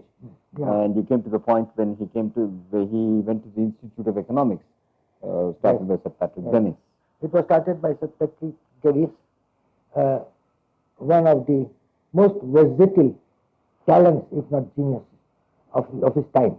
When A.G. Gardner wrote his well-known book, The Pillars of State, he selected 6 British contemporaries representative of the culture of the times, and Patrick Geddes was one of them. And he was not only a scholar of English literature, drama, but he was a town planner. And it was he who had given to Bombay the first big master plan as to how to develop the reclaimed land at Churchgate, facing the university. And unfortunately, that plan was not accepted, because there were a number of gardens there, and then playgrounds were there, and apart from that, the structures which were to come up were very important from the academic point of view. That plan was never taken up by the government here. So Jal was one of his favorite students, and Jal used to call me there as his favorite friend. And I had come into contact with Geddes, and I remember that once he told me that I want Jal to come on the London stage and perform Shakespeare. If he comes there, I'll see, if he comes to London, I'll see that he gets an opening on the London stage. Unfortunately, Jal had no money, and he would not ask anyone. He didn't even ask for a scholarship from the Tatas or others, and he lost the chance. But that was Jal. Now, Jal played the Mad King, and naturally, I had seen him play King Lear on the stage. So I told Dada, and Dada said, I have conceived the whole character on King Lear. My dialogue will prove to you that it is on King Lear. So I said, let Jal do it. So we gave full scope to Jal to elaborate the character. And I tell you that it's one of the finest characterizations which has come from an early Indian talkie. I mean, if you allow me to say so about my film. Then, along with him was the boy Prince. Now, we had finalized all our cast, but we could not find a young boy who can play the Prince. Then one day, our proprietor of Super Cinema, Ratan Shah Dawadji, introduced me to the father of Firoz Dastoor. And we called him for an audition in the small office we had at Parel. So there, Dada, Joseph David, as we used to call him Dada, and I listened to him. And I like this way of singing extremely. So I signed him up immediately. And then I suggested to Dada that let us make a change in this original screenplay. And instead of giving only one song to this boy, let us give him three to four songs, because he will do credit to that. He will justify the role. That's how Lale Yaman became a musical picture with Firoz Dastur singing classical songs like Darbari, Bhairavi, Kedar, and other Rag Ragnis. And when the picture was released, he stole the picture from all and he became a star overnight. That was the beginning of Firoz Dastur. Later on, he was with me in a number of films in Wadia Movie Town and elsewhere, but he gave up everything and went back to his first love. Now, when he was in my company, I had allowed him full latitude to carry on his studies so that he can become articulate, and at the same time, he can attend some music classes. I was very fond of the music of Abdul Karim Khan, and I thought that the way he was singing, he was suited to the Kirana Gharana of Abdul Karim Khan. So I said that you should take up that Gharana. But Abdul Karim was not in Bombay, he was in Miraj or some other place.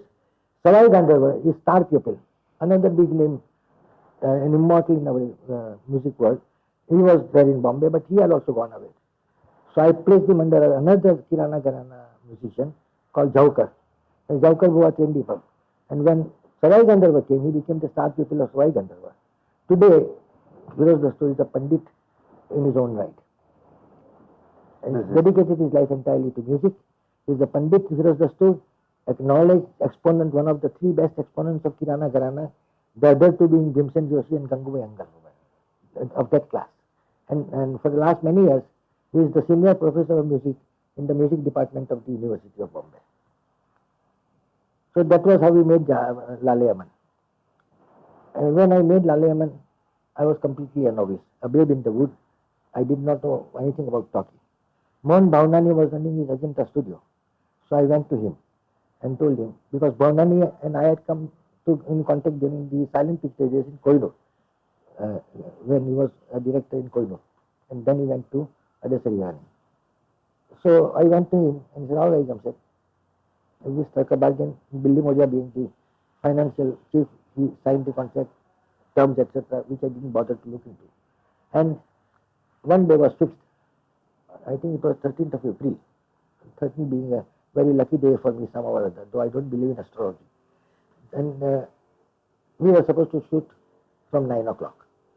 So Homi, myself and my unit were all there at 7 o'clock and ready with makeup at 9 o'clock. But Bhavnani was shooting his own film, Afzal or some such film, and the shooting went on till 1 o'clock. So Bhavnani came out at 1 o'clock. And I went and took my first shot in Lale after 1 o'clock.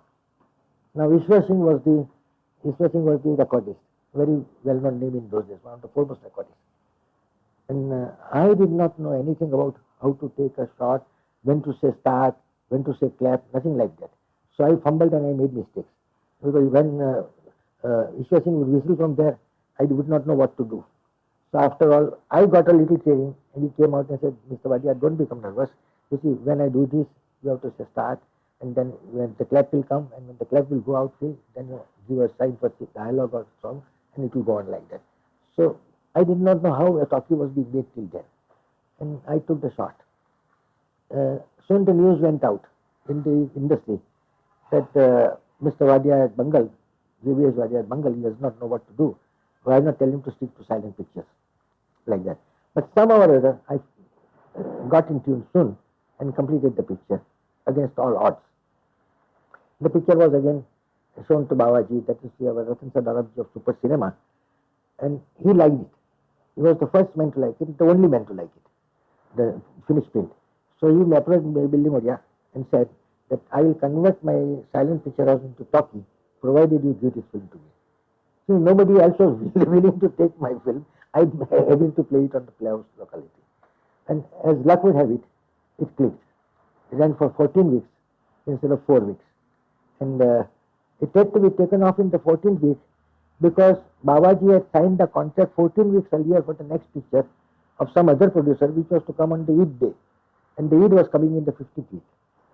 So, with a heavy heart, he and I and Billy Murray had to remove the film. Otherwise, it would have been the first film to do a silver jubilee 25 weeks on merit, and not concocted jubilees as they happened later on. The first talkie film didn't do so well at the box office, did it? Ardesh Renani's Did very well, clicked like anything, nobody's business. All the beginning talkies, to such a way that the silent picture was immediately turned all the studios into talkies. No, but I had the impression that Lala Yaman did even better than. Lala Yaman ran for more and did better business. That's what I meant. Absolutely. Alamara ran for 11. Yeah, that's what I meant. Yeah, It did better. Better. Alamara and Shri Farad with star value, already ready box office for them, publicity value for them. They ran for 11 weeks each. My picture ran for 14 weeks and had to be removed. So that was a good luck for me.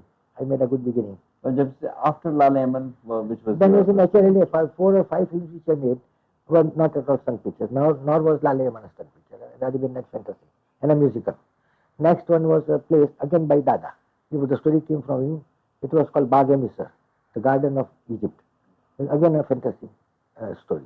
And that was with Firoz the story, my usual cast. Then suddenly Joseph David was a versatile writer. He wrote socials, mythologies, devotionals, and detective stories, some out of the way stories like Sorrows of Satan and many other things. So he said that, look at this boy is here, Firoz the Stool. And Jamshed, he used to call me Jamshed, I used to call him Dada. Jamshed, I want you to produce Vaman Avatar, mythological.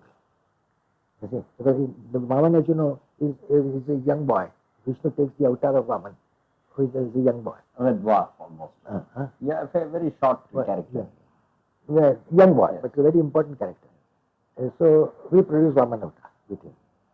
Now, when I produced Vaman Avatar with him, the authors of Hindu element in Bombay took exception, saying he is our God, he is the fifth avatar of Vishnu, and he is not being played by a Hindu, but by a Parsi, whereas we want it to be played by a Brahmin, by no one else. So I did not know what to do. I mean, we had spent money on it. Fortunately, Babaji was very successful. He went and saw the chief priest at Bhuleshwar, the Mahant of Bhuleshwar, an old man, a venerable old man, and said, look, we have made a film, we want you to see it. If you see it and if you find there is nothing objectionable, we want you to give us a clean certificate so that we can release it, because we have made the picture in good faith. Mr. Wadia has made it in good faith. He took me there. So he was a very nice, polite gentleman, high priest. He said, but I'm sorry, I cannot see the picture in any theatre. That is against my principles. You bring the projection here and we'll show it to you. That was impossible, 35mm projector to be taken there, installed and to show. So then I began to talk with him. And I talked about Hindu literature, Hindu mythology, Hindu scriptures, Rig Veda, and many other things, and also the motive behind making Vaman Avatar. And the old man was really genuinely pleased. So he gave us a certificate. I'm sorry that since I don't go out to see films, I cannot see Mr. Wadia's film, but I have discussed it with him and I do not find anything objectionable. So we publicized that letter, put up in a frame even in the theatre, and then we showed Vaman Avatar. That's how we say. That was the story. After Vaman Avatar, Lale Yaman was very successful. So we made a sequel of Lale Yaman called Nure Yaman, again with Firoz there and others. But it was not half as successful as the original, because sequels seldom become successful. Very seldom do sequels become successful. And anyway, it brought us money and I went on. Then something unexpected happened. She was Miss Nadia at that time. She was brought into my company by one Mr. Kanga, who had seen her on the stage in Lahore. And I had an interview with her.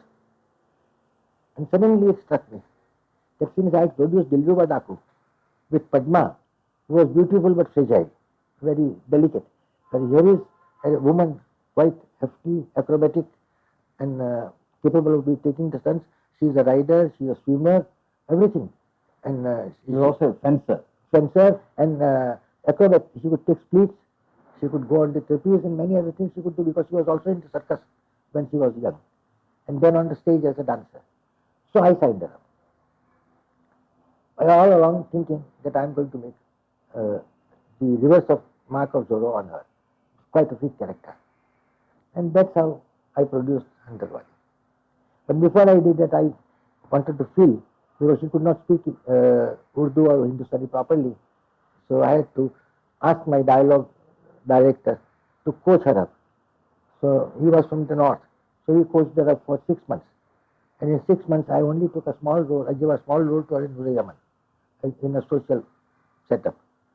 And then I was producing another ambitious picture called Joshe Watan, based on ancient Iran, the civil war between two sisters, when the last emperor, Izdegard, fell and Islam was established in Iran. It's a historical story, and I knew this story also. Dada again brought a wonderful story, and I wanted to do it. I did it, in which I made her a slave girl. Now, as it happened, that picture took a long time to complete. It was a major film. So I said, let me make a stopgap film. So the Hunter Wali scenario was completely ready, screenplay. I gave it to Homi. I said, now you do it, because I have no time. I'm doing the other film. But I was with him throughout. And Hunter Wali, with her stunts, and coming as the savior of the people, with a little adaptation, little away from Mark of Zorro, and Indian sentiment being there, the mother element was there. It clicked like nobody's business. And this was in which year? This 36, was, 35. The late 30s? 35, 35. I started in 33, I made 6 pictures in a row, all directed by me. So this was in 35? 35. And it clicked like nobody's business. Hunter Wali everywhere. And it became so popular. If I had only patented the name, I would have made thousands of rupees. So Hunter Wali shoes, Hunter Wali bells, Hunter Wali whips, Hunter Wali matches, everything Hunter Wali, all over India for 3 years. And then naturally nothing succeeds like success. So when Hunter Wali succeeded, naturally Mr. Billy Wadia, an astute businessman, he said, Joseph, now you go on producing this type of pictures, because they do better business and very quick returns. And I also liked it, because nothing succeeds. I mean, I was elated. I felt vainglorious that my film has succeeded. But I went on producing stunt pictures one after another. And as luck would have it, whether they were A class or B class, every picture which I made succeeded at box office. And some of them as good as Hunter Wali. A film called Jai Bharat which I made. A story set in a native state. And the famous jungle picture Tufani Tarzan, based on Tarzan of the Waves. But all this featured Nadia? No. These 2 pictures did not feature Nadia. Nadia's films were Diamond Thriller series. It was Diamond Thriller series. Jai Bharat was Sardar Mansoor and Hussain Bano. But the reason why my pictures, if you allow me to say so, Chitu, the reason why they are still remembered today is not only because of the thrills, stunts, gags and comedies, but because of the story value and some purpose in that story. For example, I was in the Congress for a number of years. In the second civil disobedience movement, I was there involved. At that time, I used to wear khadi. And I became for a congressman. Somehow or other, I never liked to wear white cap. I don't know why, but I didn't like it. And I was supposed to be one of the Congress dictators in the second civil disobedience movement. You see.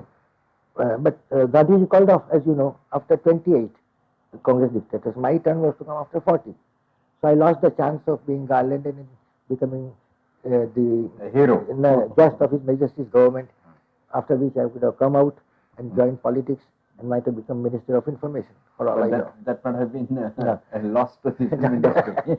Now I don't know, once having become minister, I might have defected from one party to another, which is all in the game nowadays.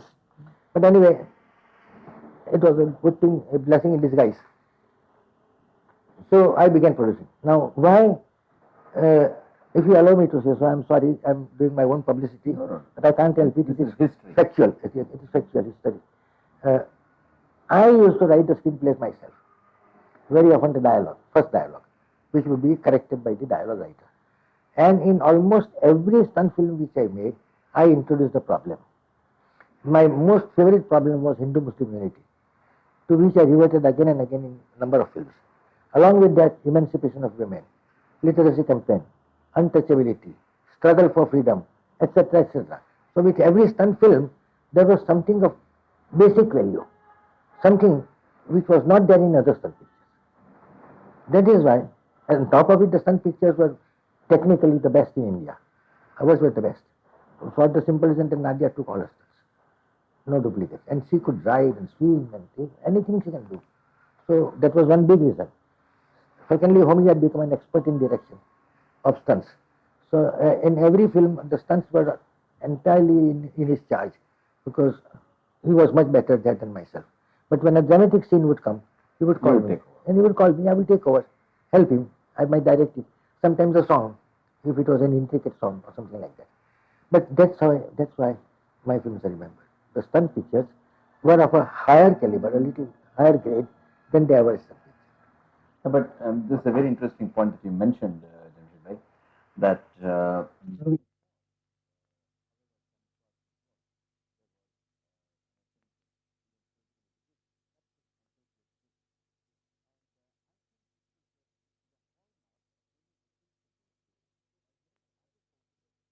this in one way or the other, because no overt political statements were possible. No.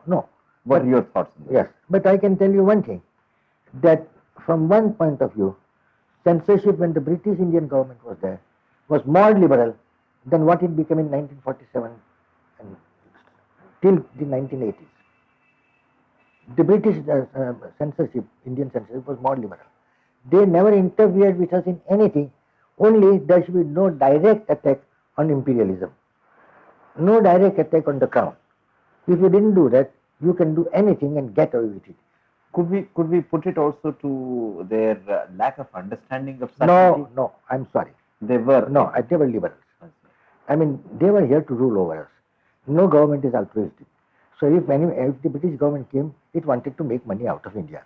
If we were there, we would have made money. Our imperialist rulers have made money out of other Indians in India. The Mughals have done it, the Marathas have done it, even from Ashok onwards. You see, the taxation has been there, and you have taken the money from the people. Here they were taking the money from the entire people and trying to enrich London, England. And I think we must take it in a very correct, the correct approach should be of liberal philosophy of life. You see, because they have done many good things.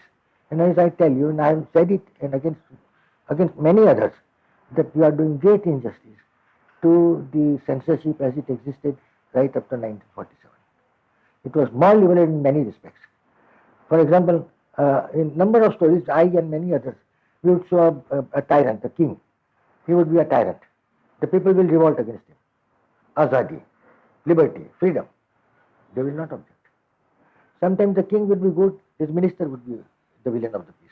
Or his general would be the minister of the piece, or the villain of the piece. Like that. When they allowed these things, carte blanche, no objection.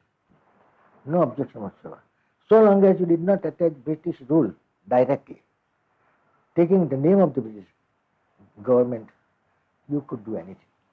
You could do almost anything. Only once or twice, I know the case of Bhakt Vidur, which was a silent picture produced when I was making, I was about to make Vasant Leela, just before that, little before that, in Kohinoor studio. Dwarkadas Narayana Sampat was the proprietor. And he had a tall and lanky figure like Gandhiji. So when he took up the devotional story of Bhakta Vidur, our mythology, he played the role of Vidur. And his entire makeup was like that of Gandhiji, including the stick, the danda in his hand. So the innuendo was so patent, so clear, that the British government objected and the censor did not pass it. They said, no, we know what you are trying to do. It is not Vidur, it is Gandhiji. We won't allow you to do it. So the picture was banned. Somehow or other, I don't know what happened, I was not concerned, I don't know the inside story, but Dwarkadas had succeeded in removing the ban in some states, including Bombay. And the picture was shown in Bombay with maybe one or two cuts, but it was shown in Bombay, and it did a roaring business because the nationalist Indians were there. They saw in Vidur Gandhiji, non-violence and all those things. That also they allowed. And when our censorship was established after our political independence, Chitu, I am sorry to say, but such frivolous objections were taken against our pictures, and I have experienced that not in my case but in case of other films also. For example, there was one film in which the word Rajaji was used in a comic song. The censors objected this. Rajaji means Raja Gopalchari. You are insulting him. Remove the word Rajaji. In another picture, there was a song, another comic song saying Patel. Now, Patel is a very common name. So, some Patel is made full of in that story. I don't know what it was. Objection. Remove the word Patel. The Patel is a very common Gujarati name. But then they connected it with Sardar Vallabhi Patel, for whom every one of us had the greatest respect. I mean, next to Gandhiji, Raja Gopalchari and Sardar Vallabhi Patel. Even more than Nehru in those days. More than Nehru, our ideals were Rajaji, Vallabhi Patel and Gandhiji. Because after all, Jawaharlal Nehru was junior. So they objected to such things. Then our wonderful Chief Minister, Morarji Sahib came, Morarji. Then he objected to drinking scenes. And it's such a travesty of it. For example, a film that Il Trovatore or some film, I don't know, Traviata Il Trovatore, English film, opera, with music there, and in which the glasses of wine are taken up and drunk. In an opera film, you won't believe it, the censors cut up the moment it came to the lips. You have to cut it off. With the result that the song suffered, the opera suffered. Such stupidities they have committed, I tell you. And I was always against them. I was right against them. I say, no, this is not censorship. This is, of course, in Indian films they will not allow anything. If you have a bar scene in which the whiskey bottles are there, and if somebody takes it up, cut. And leave aside the moral overtones against. You see, for example, the bust of a woman. You see, if it is in prominence in a close-up, cut. They have cut it from my film, one of my films. And then Kamini Kaushal, she took up the cudgels, actress. She went and saw the censors in one of her films, maybe Bombay Talkies or don't I know. And it is reported, I think it's a true story, and for which hats off to Kamini Kaushal. She told those people, what do you want me to do? These are my natural breasts. Do you want me to cut off my breasts? What do you want me to do? You see, So you found such the censorship early as quite liberal. Oh yes, I'm sorry, but I mean, one has to be truthful. I mean, it is very unpleasant to say such things, but from the historical point of view, it has to be recorded. The shortcomings of the Indian censor board in those days.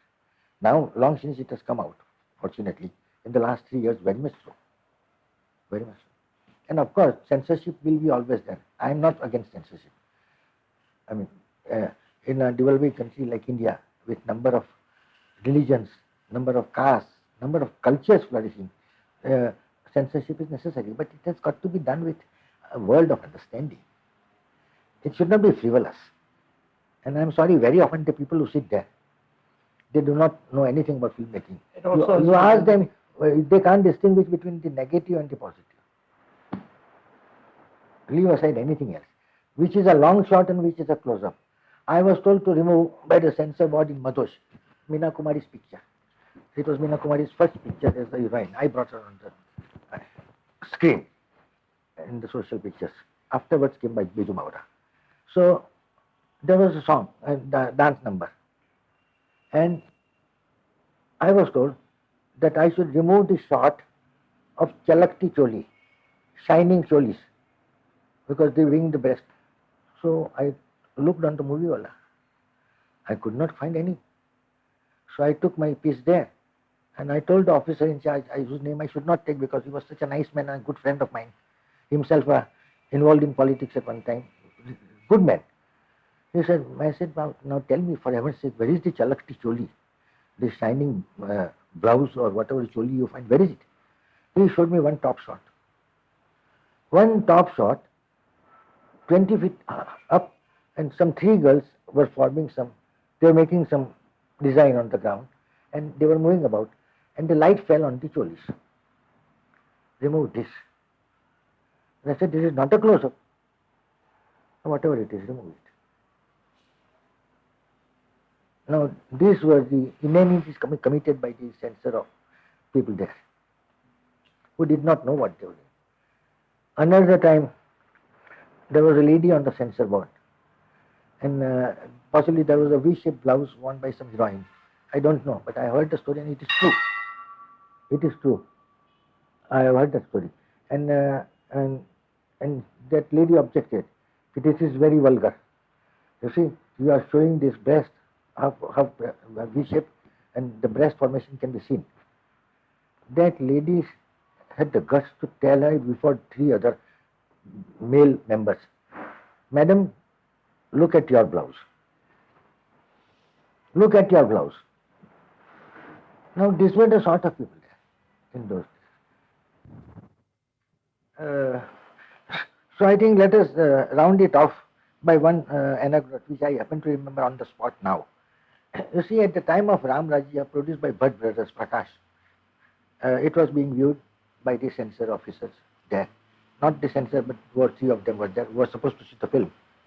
They came out, and then they had a very serious discussion among themselves, and came to the producers and said to Shankar Bhai Bhatt, the elder brother, that you are such fine people, gentlemanly and all that, we like your pictures, but why have you stooped to such vulgarity?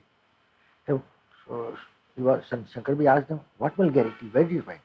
You see, where Ram and Sita are in their Shayangraha bedroom, Ram says, Sita, जब तुम सोती हो तो बहुत खूबसूरत लगता है.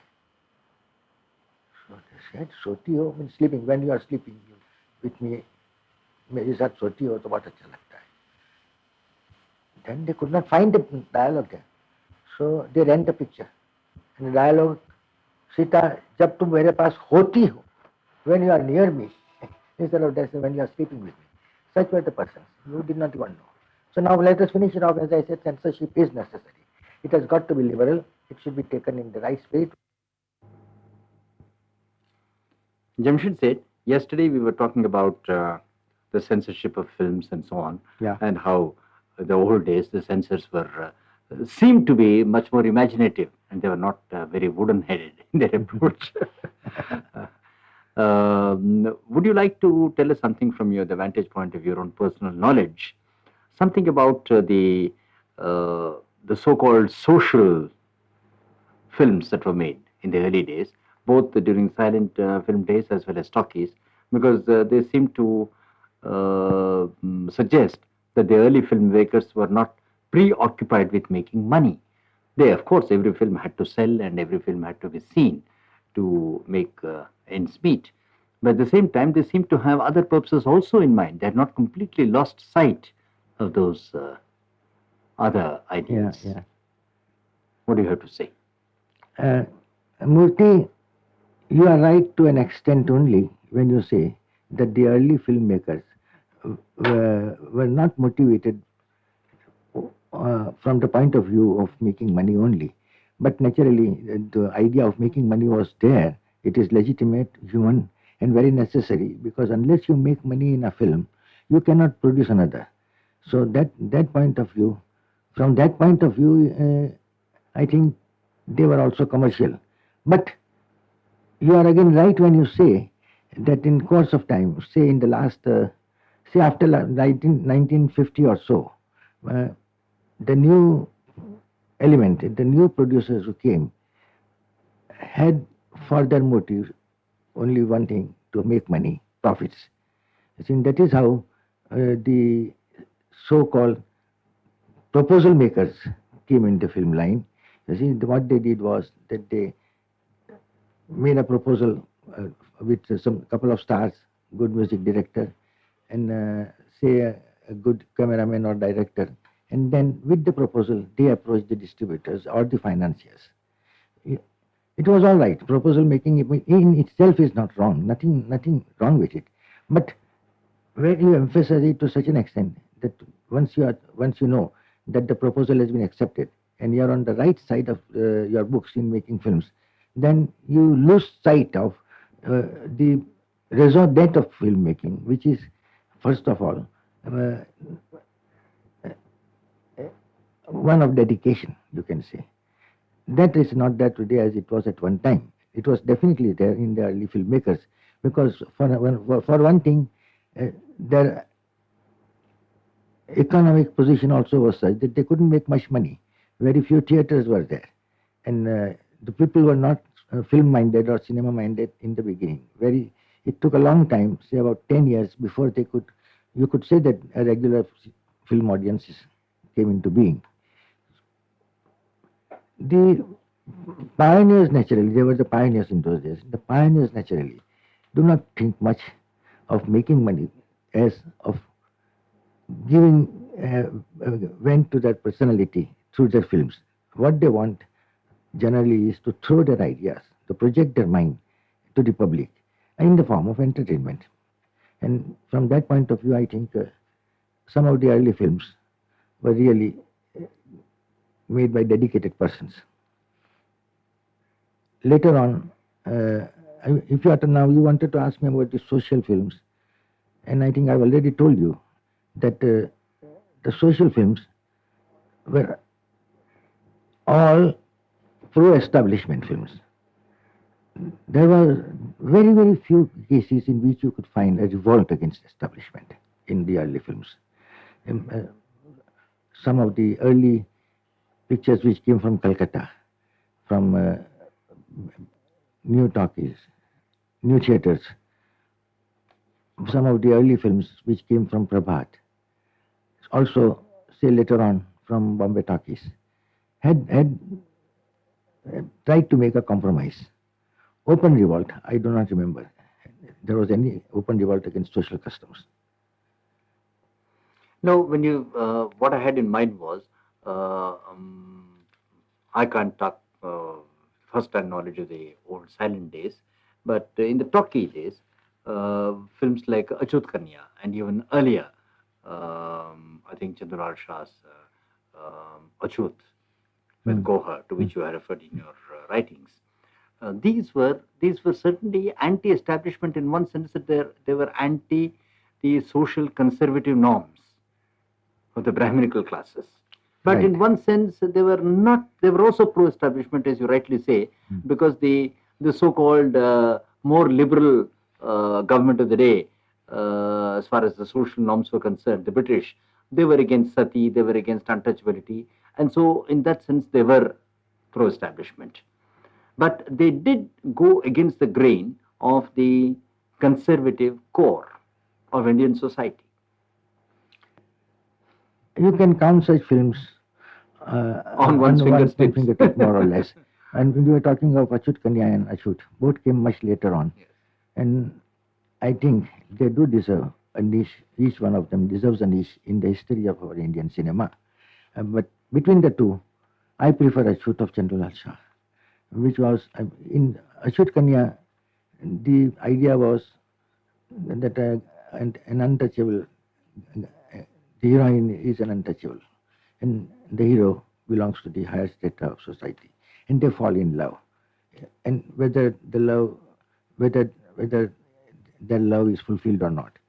But in Achut, the problem was much deeper in Chandral Shah's, where I still remember one scene in which Gaurabai, playing the role of the untouchable girl, has come into contact with the hero who belongs to the say bourgeois class. They have come into contact, and then something happens, and the girl is driven away from the household, and she has to come back to her family and to her community.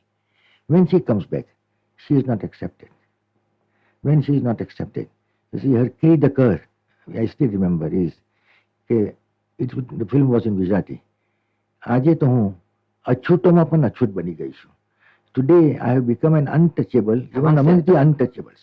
You see, now that was something quite new, something which had not struck anyone else till then, whether they produced pictures on untouchability or not. Some such attempts were made. Then there were a few offbeat films in the early days also, especially in Bengal. Dhiren Ganguly gave England Return, and then later on Sarat Babu's film Kapal Kundala, and in Bombay, in Pune, Prabhat gave Dunya Na Mane, Parosi. And even earlier, Babu Rao Painter had made. That was there. He is the pioneer. He is the guru of them all. Babu Rao, pardon me, you must Saukari Pash, refer which to I have sir. referred to it already. Saukari Pash was there. So those things were there along with them. Then along with that, Babu Rao had given another good film, Kalyan Khazina, The Treasure of Kalyan, which centered around Shivaji Maharaj, in which the sense of justice of Chhatrapati Shivaji is brought out very, very efficiently, very ably. And when a Muslim girl has been captured, she is the daughter of the general who was in charge of the Kalyan district. He was defeated, and she was brought in the darbar of Shivaji Maharaj. And then Shivaji gave his ruling, and he said that no, she is a woman. I don't want her to be touched by you, any one of you here. And he allowed her to go scot-free, under an escort, back to her home. So many heroic deeds were there all along. But the real offbeat films came much later on. Especially in the last few years, in the last decade, you can say, that these offbeat films have tackled problems which the regular producers had not thought of doing it or dared not to do it, and they have been doing No, it. I was trying to see that the offbeat films of last decade are there. When we come to the contemporary scene, I'm sure you will tell us more about it. But were there precursors of these films in the earlier days? And was there an interregnum where the entertainment film took over completely? Now, that's what I was trying to get in from your knowledge. And entertainment films were always there, whether it was social, mythological, Yes, devotional, that's accepted. accepted. But For the offbeat films of today and yesterday, the last decade, were there precursors during the silent film days and the later talkies? yes, I mean, if you go in for an epistemological study, it is possible to find the precursors there, as I have given you some names already. But just at offhand, I am not in a position to tell you. I might have to do some homework before I can refresh my memory and give you the names. But here are some of the names which I can think of. Saukari Pasha, I already said. England Return, then Kapila Kundala. Then Achut and Achut Kanya have also been mentioned.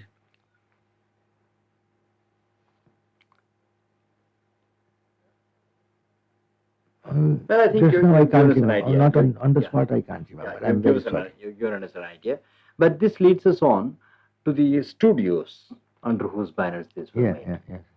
Prabhat, Kolhapur studios, Baburao Painter and Baburao Pendalkar later on, and Bombay Talkies in Bombay, Sagar, later days, yes. new theaters in Bombay, Yeah. in Calcutta.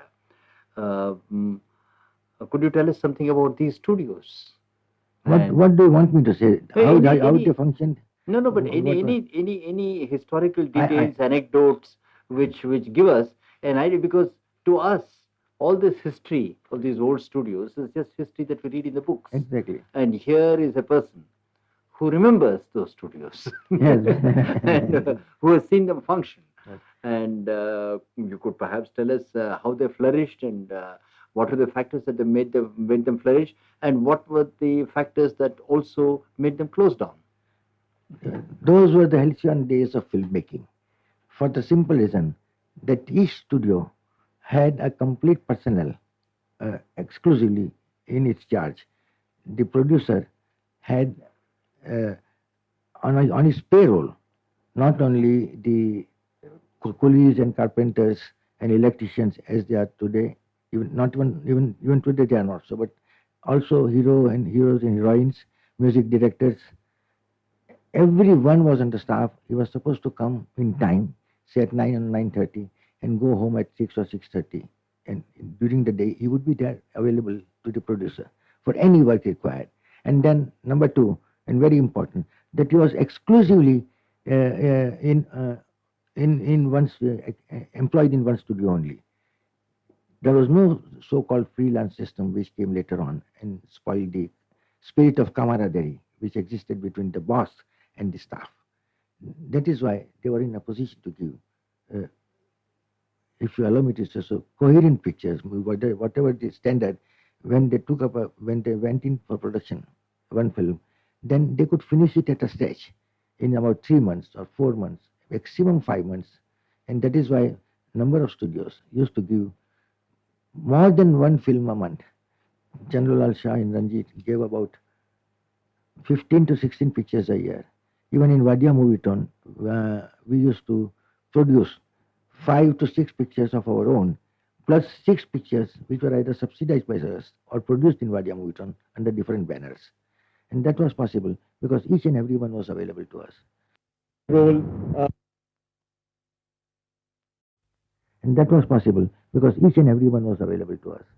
For example, I still remember that during the monsoon, we used to keep our indoors studio shooting.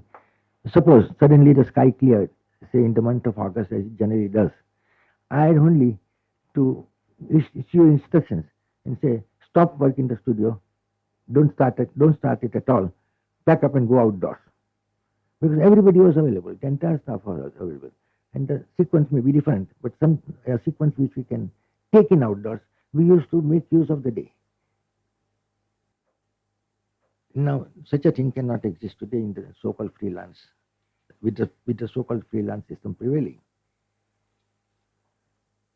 Do you remember any interesting anecdotes of your own studios or other studios of famous names of later years, or some one or two of them are still surviving, of how they were on the payroll and how they were faring?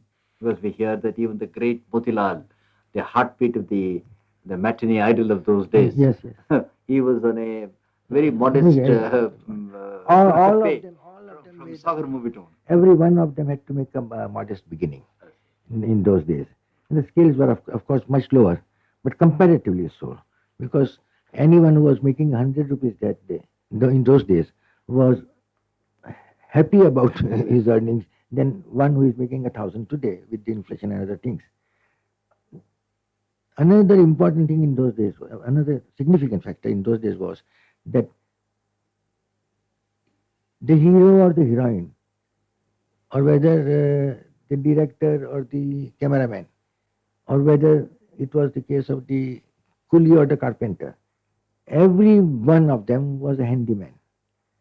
More often than not, if a carpet was to be stretched properly and our staff was busy elsewhere, it was not unusual for the hero or the second hero or the member of the uh, production staff to arrange the carpet by himself as if he was a coolie.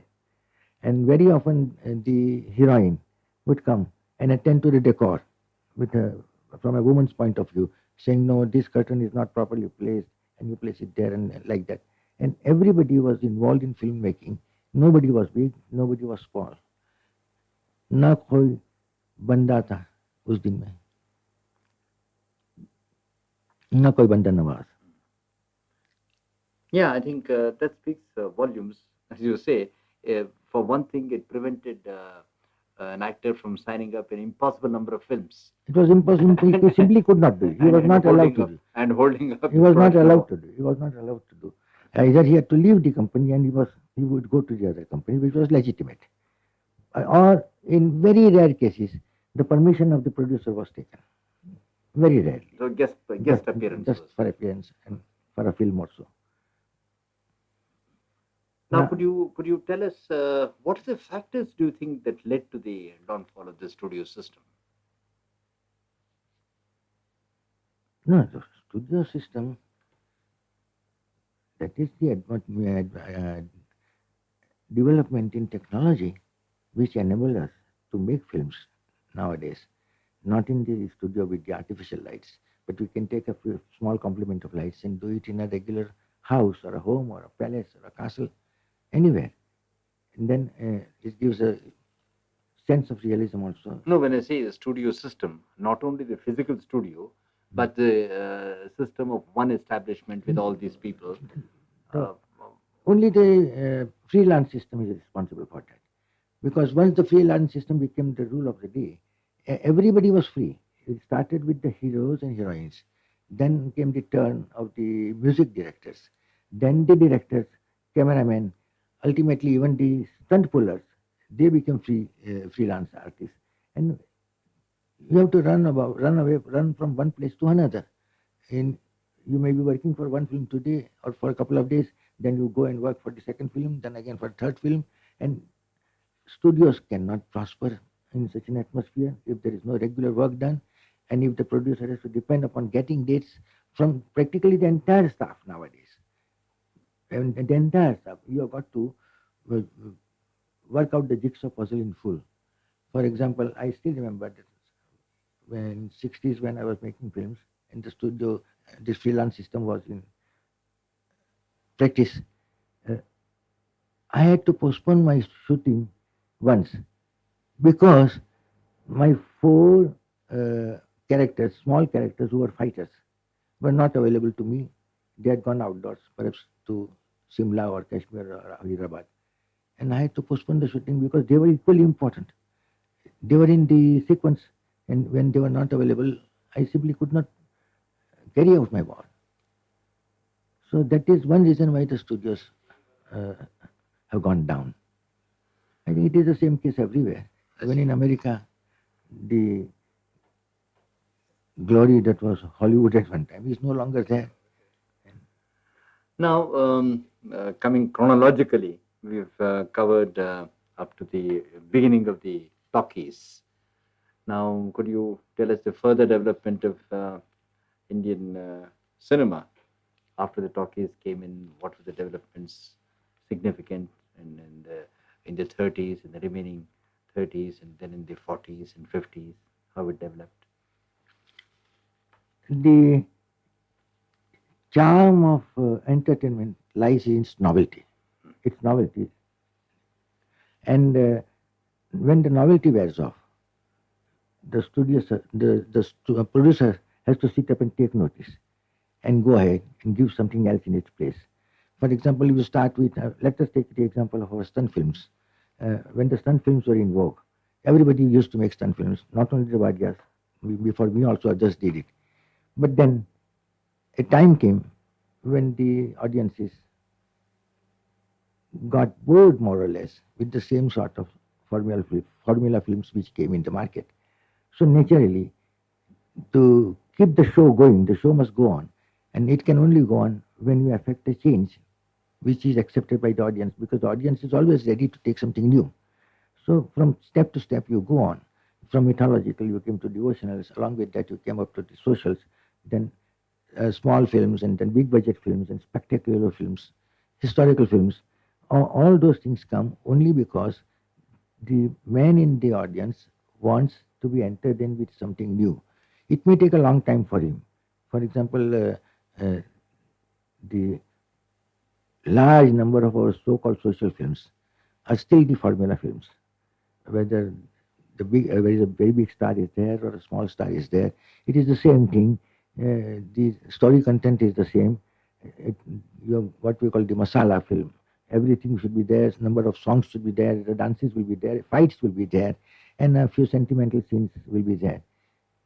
But now, for the last few years, you can say the people have got tired. And that is why when the so-called offbeat films came, people have accepted them because they wanted something new. And that is the secret of show business. It has got to be on the move throughout. As soon as something becomes stale, something new has to take its place. The old order changes and yielding place to new, as they say. Now, about the offbeat film also, I have always maintained. Let's come to the off-beat film a little later.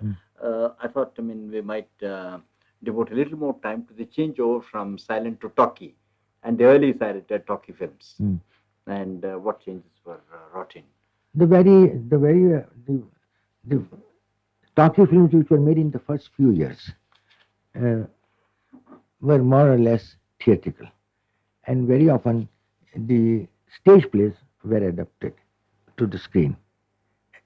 Even when somebody wrote an original screenplay, it was stagey because the moment the artist began to speak, he was reminded of what he would be doing on the legitimate stage. And that happened also in the silent film era in the beginning.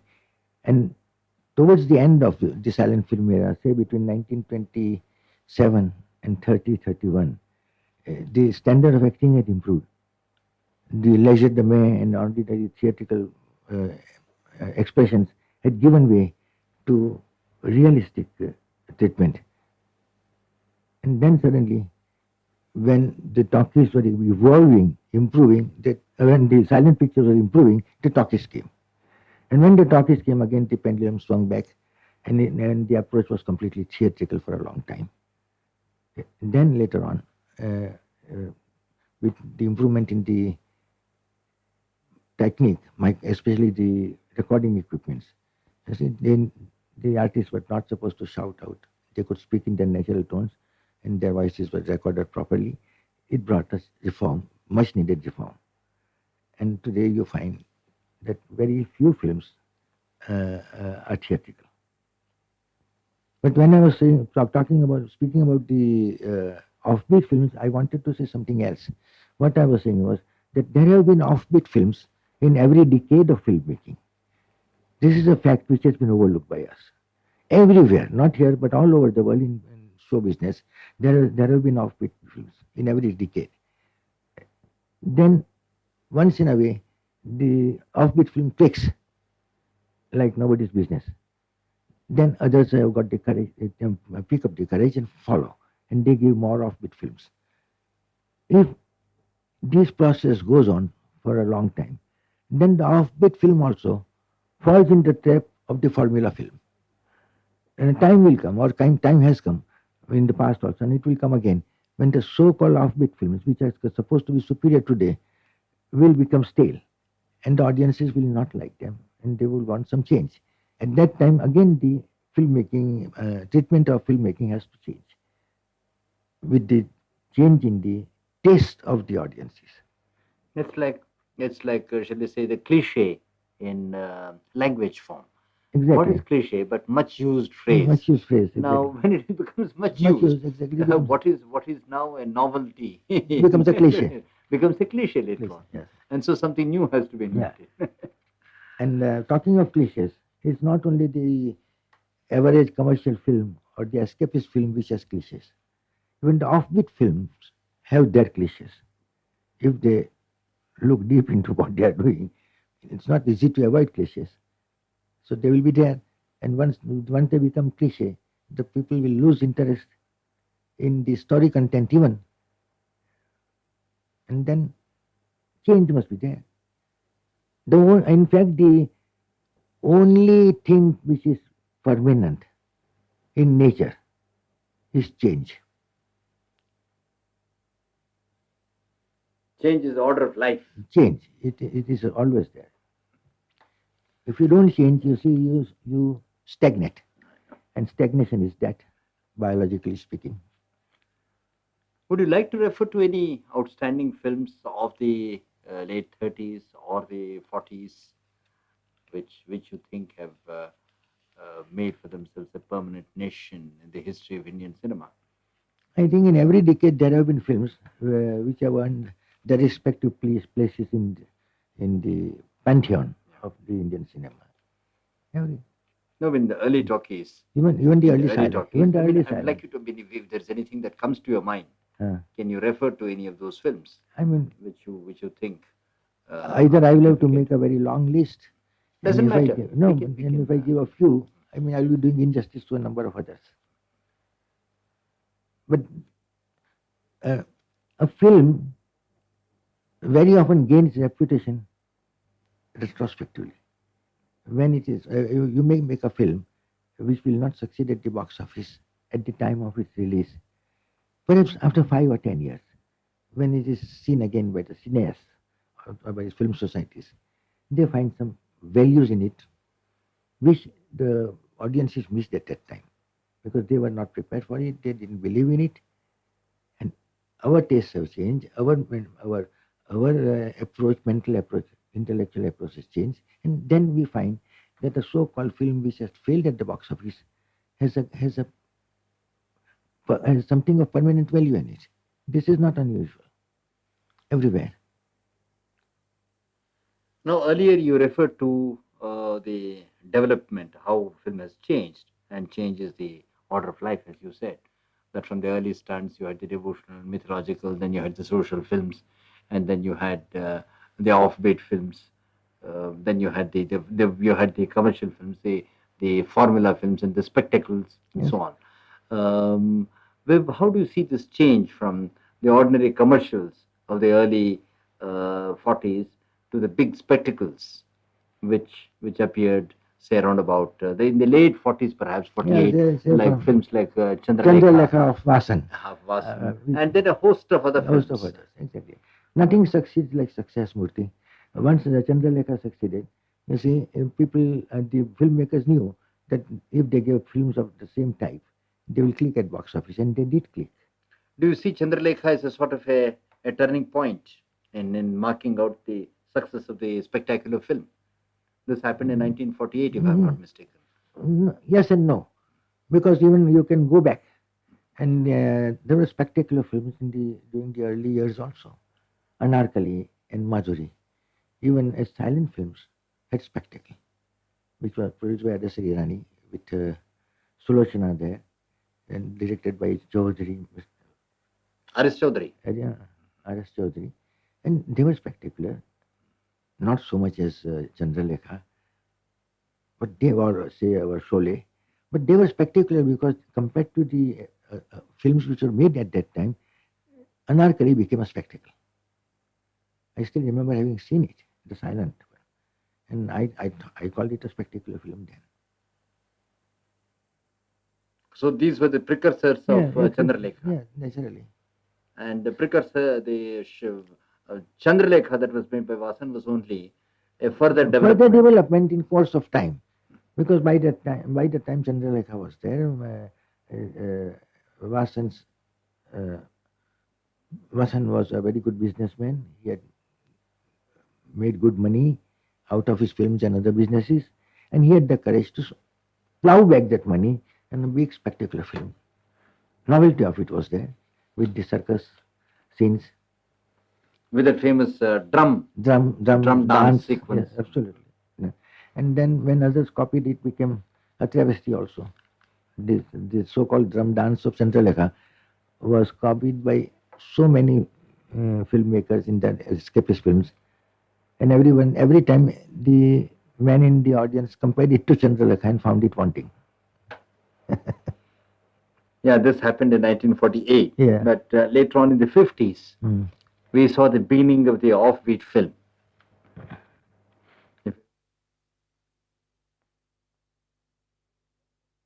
You were saying something about the earlier offbeat films. And that was your question, Murthy. Yeah. And I think the offbeat films, the era of offbeat film, loosely speaking, in India, may be said to begin with Satyajit Ray's Pathar Panchali, really, because Pathar Panchali and the trilogy, Aparajita and Pusansar, they became a turning point in the prestige of the Indian film industry from an international point of view. And today, even I think, after all these 20 years and more, and so many films which he has made, Satyajit Ray stands on the highest pedestal in filmmaking in India and also in the international film world. Unfortunately, it did not go in appeal with the Indian audiences elsewhere, apart from Bengal, because they were in Bengali primarily, meant for Bengalis. And the subtitle versions were also shown, but they were to limited audiences. Somehow or other, people were not prepared for it, and I'm sorry to say that not even the film industry could take a hint from it and do something on the lines of Satyajit Ray. He is a humanist, he was a humanist. And as we were talking about the early filmmakers, saying that they wanted to make films, Satyajit Ray is a classic example of our times, of a man who is dedicated to filmmaking. And he has made films just for the sake of filmmaking. And once I remember he wrote an article when John Ford died, and in which he said that he was a real filmmaker, John Ford, because he went on making films.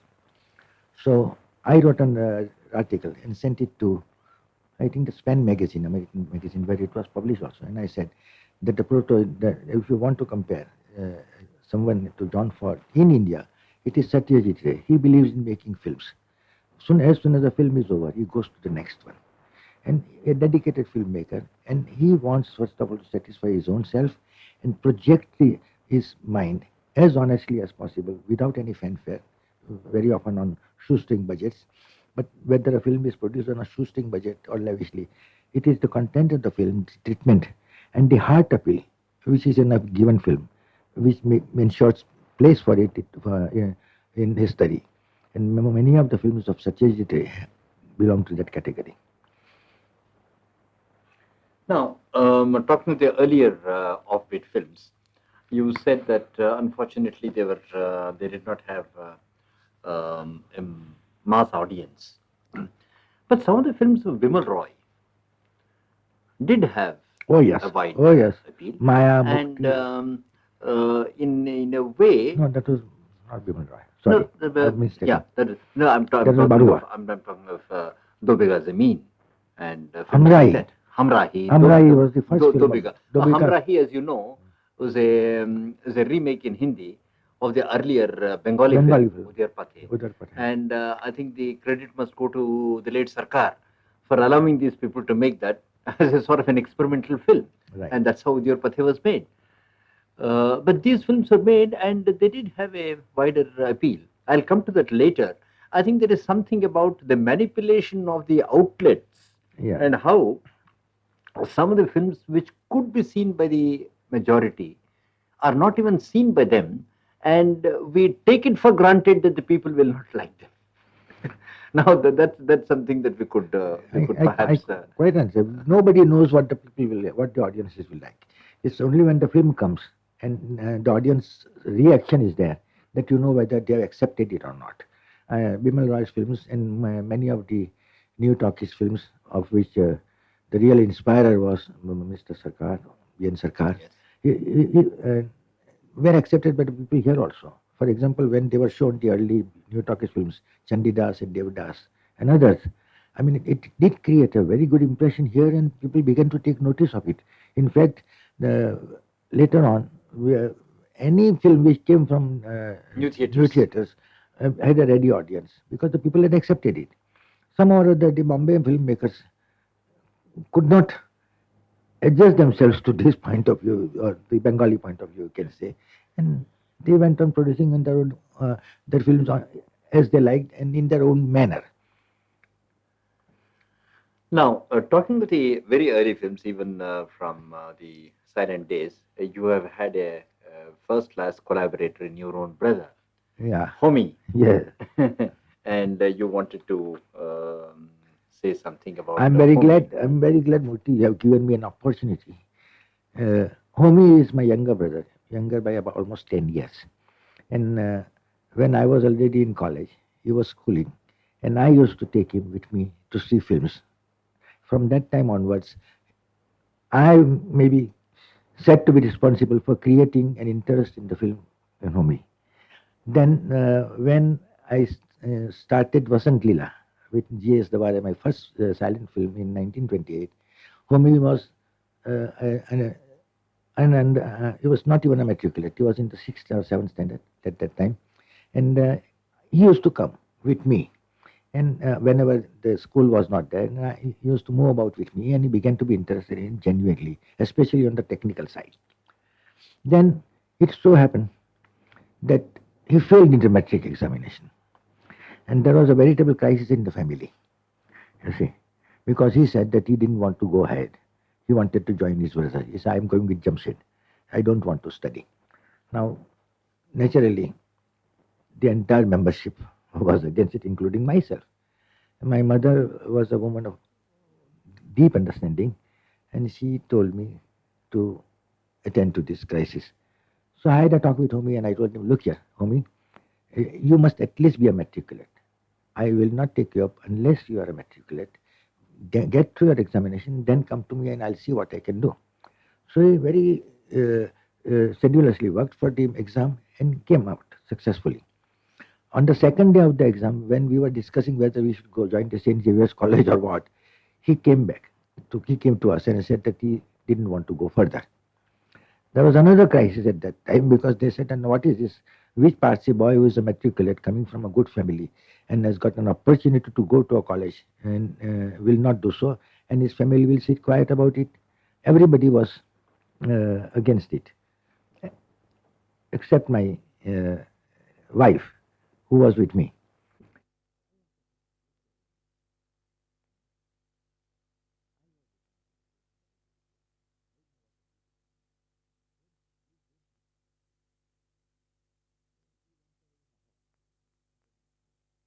We were all very happy. We thought that time the great healer will take its course and Homi will join the college.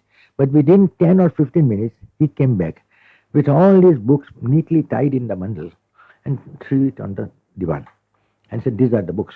I'm not going. If you send me to the college, I'll see to it that I don't succeed. I fail. For 5 years, I'll fail. I'm not going to work.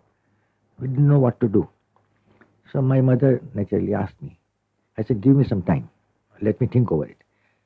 I went and saw his principal, Banaji of the tutorial high school, a worldly wise mentor, educationist, and I explained to him my dilemma. I said, this is what has happened, and what shall I do? He says, send Homi to me. So I sent Homi to him that you go and interview your principal. Later on, he called me, Principal Banaji, and he said, Jamshed, I had a heart-to-heart talk with your brother. There is no way out. You have to take him up with you. But I said, how can I do it? What about the family, my family's reaction to it? He said, I only know one thing, that if you don't take him up, his heart will not be in the study, and one does not know what he will be in future. He might go astray or anything else. So I request you as a man of, as an educationist of 40 years standing, having come into contact with the boys, you take him up, he will be all right with you. I said, how shall I explain it to my mother?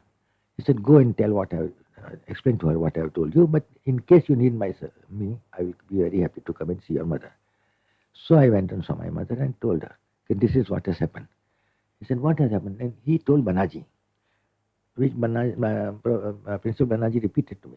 He said, I can believe my God going back on his word. I can't think of my brother going back on his word. He has promised me. So there was no way out for me. So I told my mother, and she said, all right, now from today, you are his brother, his father, his trustee, you take him up. And that is how Homi joined me. That is, and when we produced the first picture, the silent picture Thunderbolt, I gave the direction to him because I was busy with my Wadia Film Exchange. The laboratory yet closed. Wadia Film Exchange was there, distributing office, and it had the staff of only one man, that is myself and a peon. So I had to attend to earn my bread and butter. But I believe the camera, cinematography part of it interested him more than anything else. Yes. He was always interested in the technical side of it. That is why he became a cameraman also. That is why he became a good laboratorian also with Devare. That was his forte all along. I think he discovered himself. Yeah. And fortunately, he got the opportunity to do so with me. And somehow or other, we have been together all these 50 years. Though in 48, there was some 48. In 1948, there was some domestic difference between him and me and others. And he started the Basant pictures. But even then, I used to attend his films and he used to direct my films. Even then. Because after Mela, I had produced a film called Balam with Suraya. And I gave the direction to him. In the meantime, he has started his stunt pictures with Fearless Nadia. Ultimately, he got married. Now, well settled in life for the last 25 years. Yeah, but I believe that's the thing of the past now, because I remember in the 60s when I had the privilege of making a short film for you, Wonder Your Bride. Yes. We were working in Basan. Basan, absolutely. We have always been together. Jamshid said, we have all Please, along. please don't call me Seth. well, well, after all, I'm your junior. No, By even how so. many years? and that's just out of I know, respect, which you don't demand, I but which don't. we have been talking about feature films all this time. Yes, yes. But I know you have played a very notable part as far as the short film movement is concerned. And so when we talk of the history of Indian cinema, let's not commit the same mistake of some of the others when they think that Indian cinema means only cinema of one type and only the feature film. The short film, I think, forms a very important part of our history, and you have played a notable part.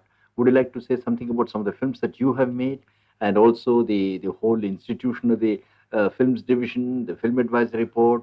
These are things with which you have been connected right from the inception. Yes, it just happened that way. For one thing, I was always interested in Indian classical music and semi-classical music, even from my school days onwards.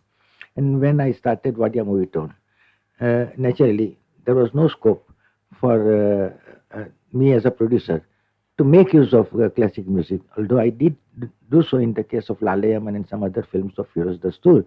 But after all, we had to come finish that every song in say about 3 to 4 minutes maximum. And naturally, you cannot give full scope to the to classical music and its technique. So it was only a labor of love for me. So along since the company was making good money, Wadia Movie was making good profits. I asked Mr. Billy Moria that I wanted to do this as a labor of love and for my personal satisfaction. So he allowed me to do so. And I started producing a short film series of musical value. That was the beginning of it. And what I did was that if anybody of any well-known exponent of music, vocal or instrumental, happened to be in Bombay, you see, I would invite him to the studio. And inviting him to the studio, receive him well, and then ask him to give me one or two of his numbers on the set. Naturally, I mean, he would say yes to it, and I used to remunerate him. I remember now, even in those days, that means in between 1934 and 42, I used to pay at least 500 rupees to each one of them, sometimes more, which was a handsome sum in the context of the times. So I would take him on the set. Now it would sometimes very often there was some film going on. The set was meant for some particular film, and the shooting was in progress. But since the great man would not be available to me again, I would stop the shooting immediately, select a corner, redecorate it, that is to suit the playing or the singing of the man concerned, and then immediately ask my cameraman and my recordist. And on the spot, we used to take these numbers. That's how I took the uh, solo tabla of Tirakwa, Hamid Jan Tirakwa, then uh, vocal vocal song of Kumar Gandharva, age at 10, Firoz Dastur, age at 9 or 10, and many others were there. Sakhawat Hussain Khan, the Sarodist, who was the Ali Akbar Khan of his days, from Sarod and so forth and so on. And each number was about 1,000 feet of one or two items. And I used to release them along with my feature films. And it was a non-profit making venture because nobody was prepared to give us any extra payment. They were not interested in it, but because we are supplying it free almost, they would do it. At the most, I remember Mr. Billy Moria used to charge 10 rupees for the whole week in city cinemas, 5 rupees in small cinemas, and many others free. And this I continued because my heart was in it. Then in 1942, the government of India brought control on the raw film stock because of the exigencies of the Second World War. And it was with a heavy heart that I had to stop it because the film stock was not even available to us for feature films. Even so, later on, I tried to continue desultorily. And I know, I think you're all restricted to 11 reels. that was one restriction. Yes. And apart from that, you had to get the negatives and the positives for the 11 reels, And over and above that, I required some extra negatives for these short films which were not available. No, what I mean to say that even for the feature films, they Yeah, put a ceiling. yes, ceiling, yes. They couldn't help it. Exigencies of circumstances compelled them to do so. So I had to give it up. But later on, when I got a chance, I used to take some numbers. I'm mighty proud of the fact that when in 1957, Hazrat Jigar Muradabadi was in Bombay and Shakil Badai, when he brought him to me, I received him. It was a sort of a swagat, just a reception attended by some very well-known poets and Urdu scholars and journalists in Bombay. And on the spot, I just made a request to him that since he has come here, would he kindly give me a ghazal? And he agreed. And I have taken 2 ghazals by this great man. The last, you can say he was the doyen of Urdu poetry, and the last poet to belong to the generation of Dag. And others. What has happened to the negative of these films, Jamshid Bhai? Are they available? Oh yes, they are with the film archive. They are with the film Yes. archives. I This is donated something them that- years ago. That's great. I have Now, donated them. what you say is of great historical importance because I remember years later we were discussing a similar thing in films division. Yeah. When I remember one of the people who came here was when the discussion was Hrishikesh Mukherjee himself, Uh-huh. and this was after his success of Anuradha, and Anuradha was being seen, Mhm. and he agreed Mhm. with some of us Mhm. who said that 1 or 2 reels seemed to be well padded up, and if he had been given a free hand, he would have gladly cut them Cut them. and made them shorter. But he said, what can I do?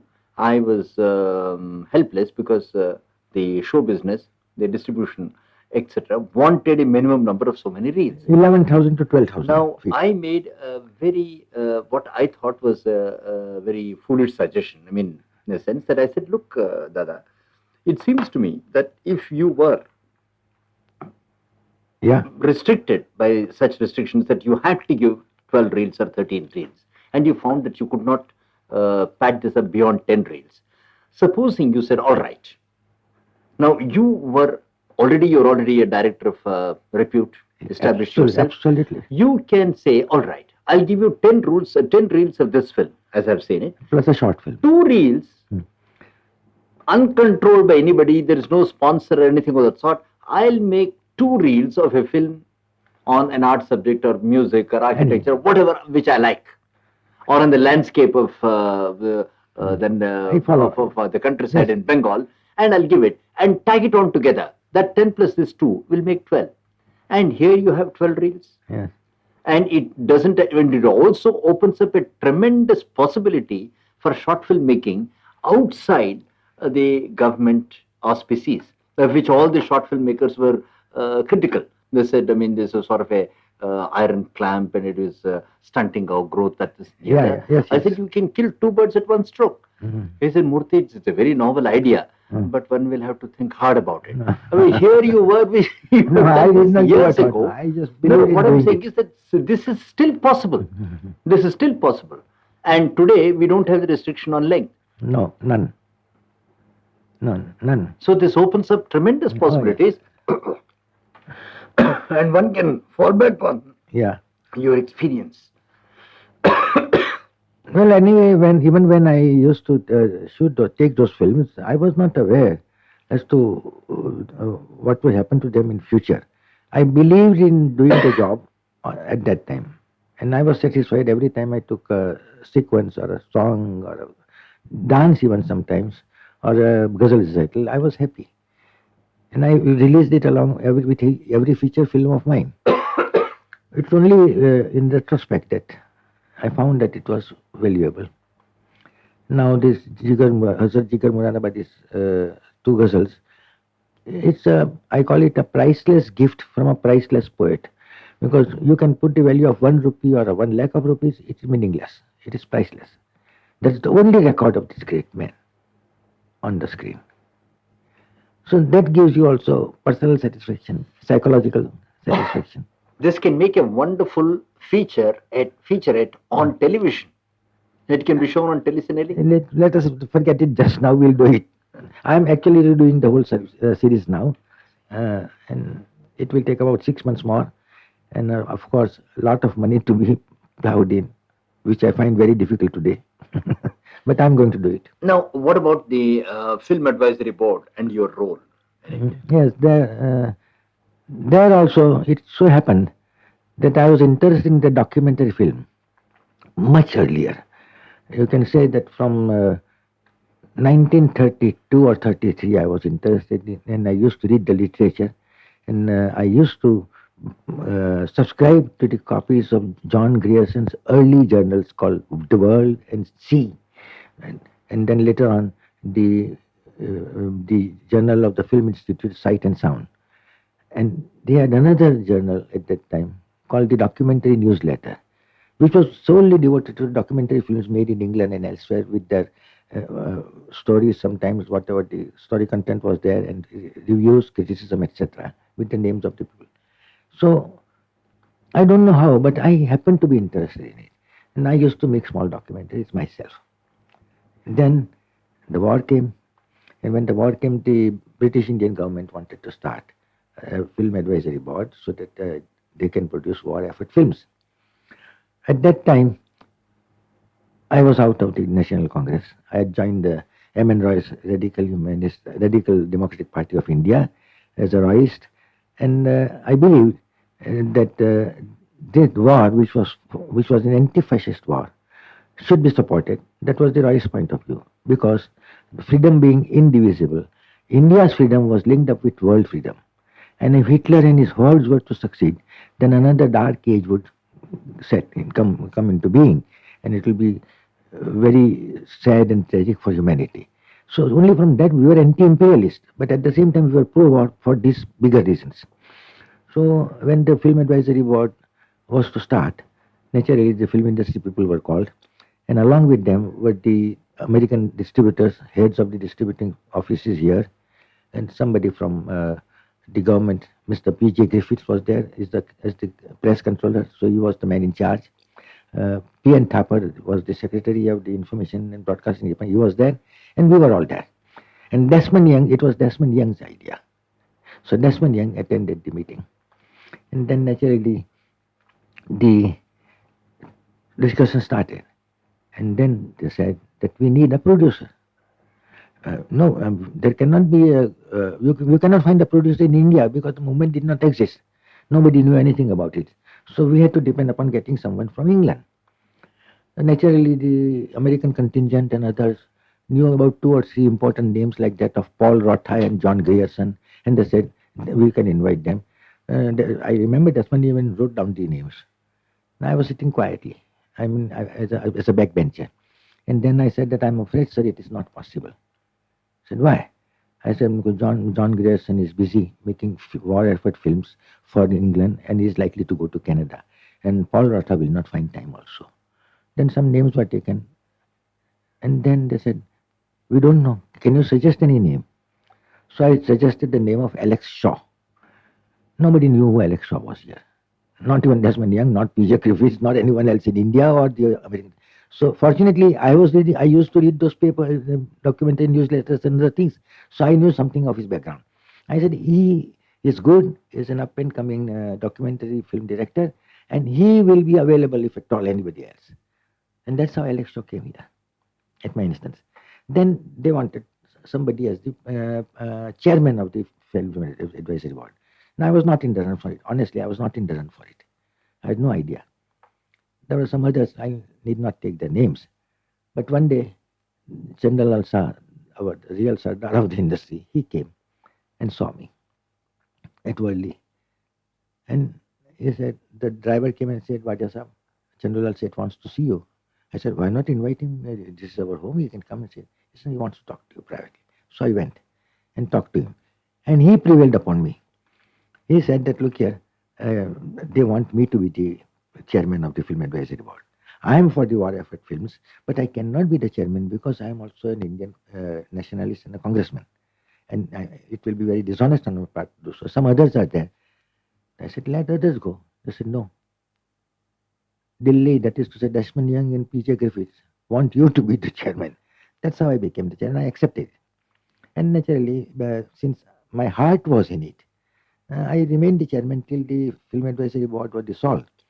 And uh, not only a chairman on the administrative side, but fortunately, since I was also a filmmaker, I used to be with Alex Shaw, CS Films, on the movie, make suggestions, etc., etc.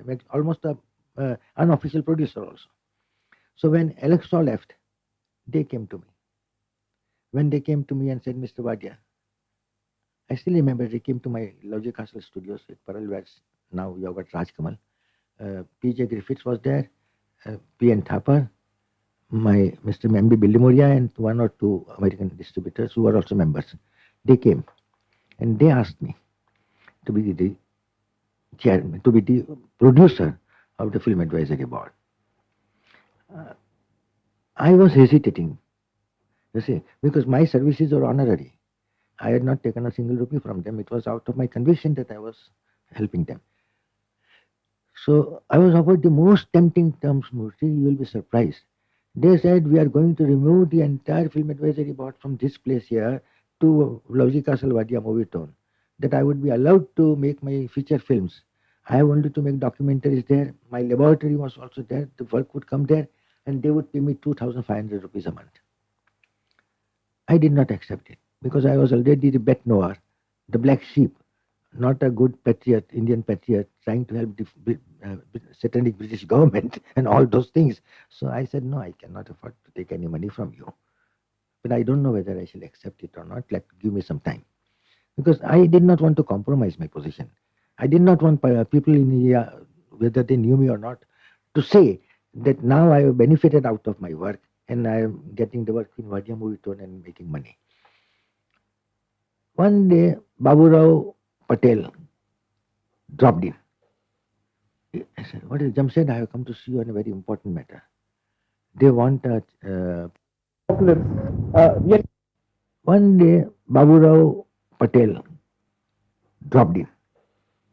I said, what is Jamshed? I have come to see you on a very important matter. They want a producer for the Film Advisory Board. Okay, yes. I have a name to suggest. I said, which name? Shantaram. I said, now don't.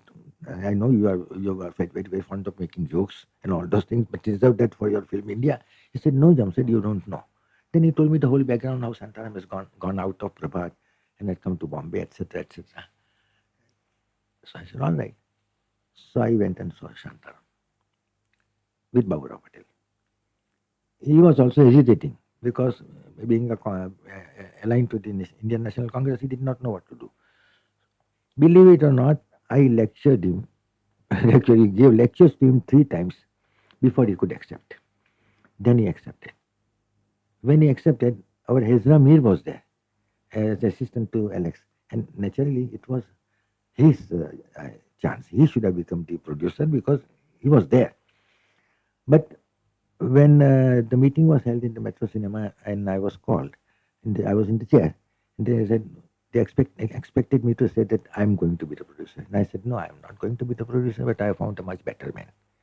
Who? I said, Shantaram. So Mr. Billimori and others were really angry with me. He said, actually in Gujarati, he said, Jamshed, you are making a fool of yourself. What is this?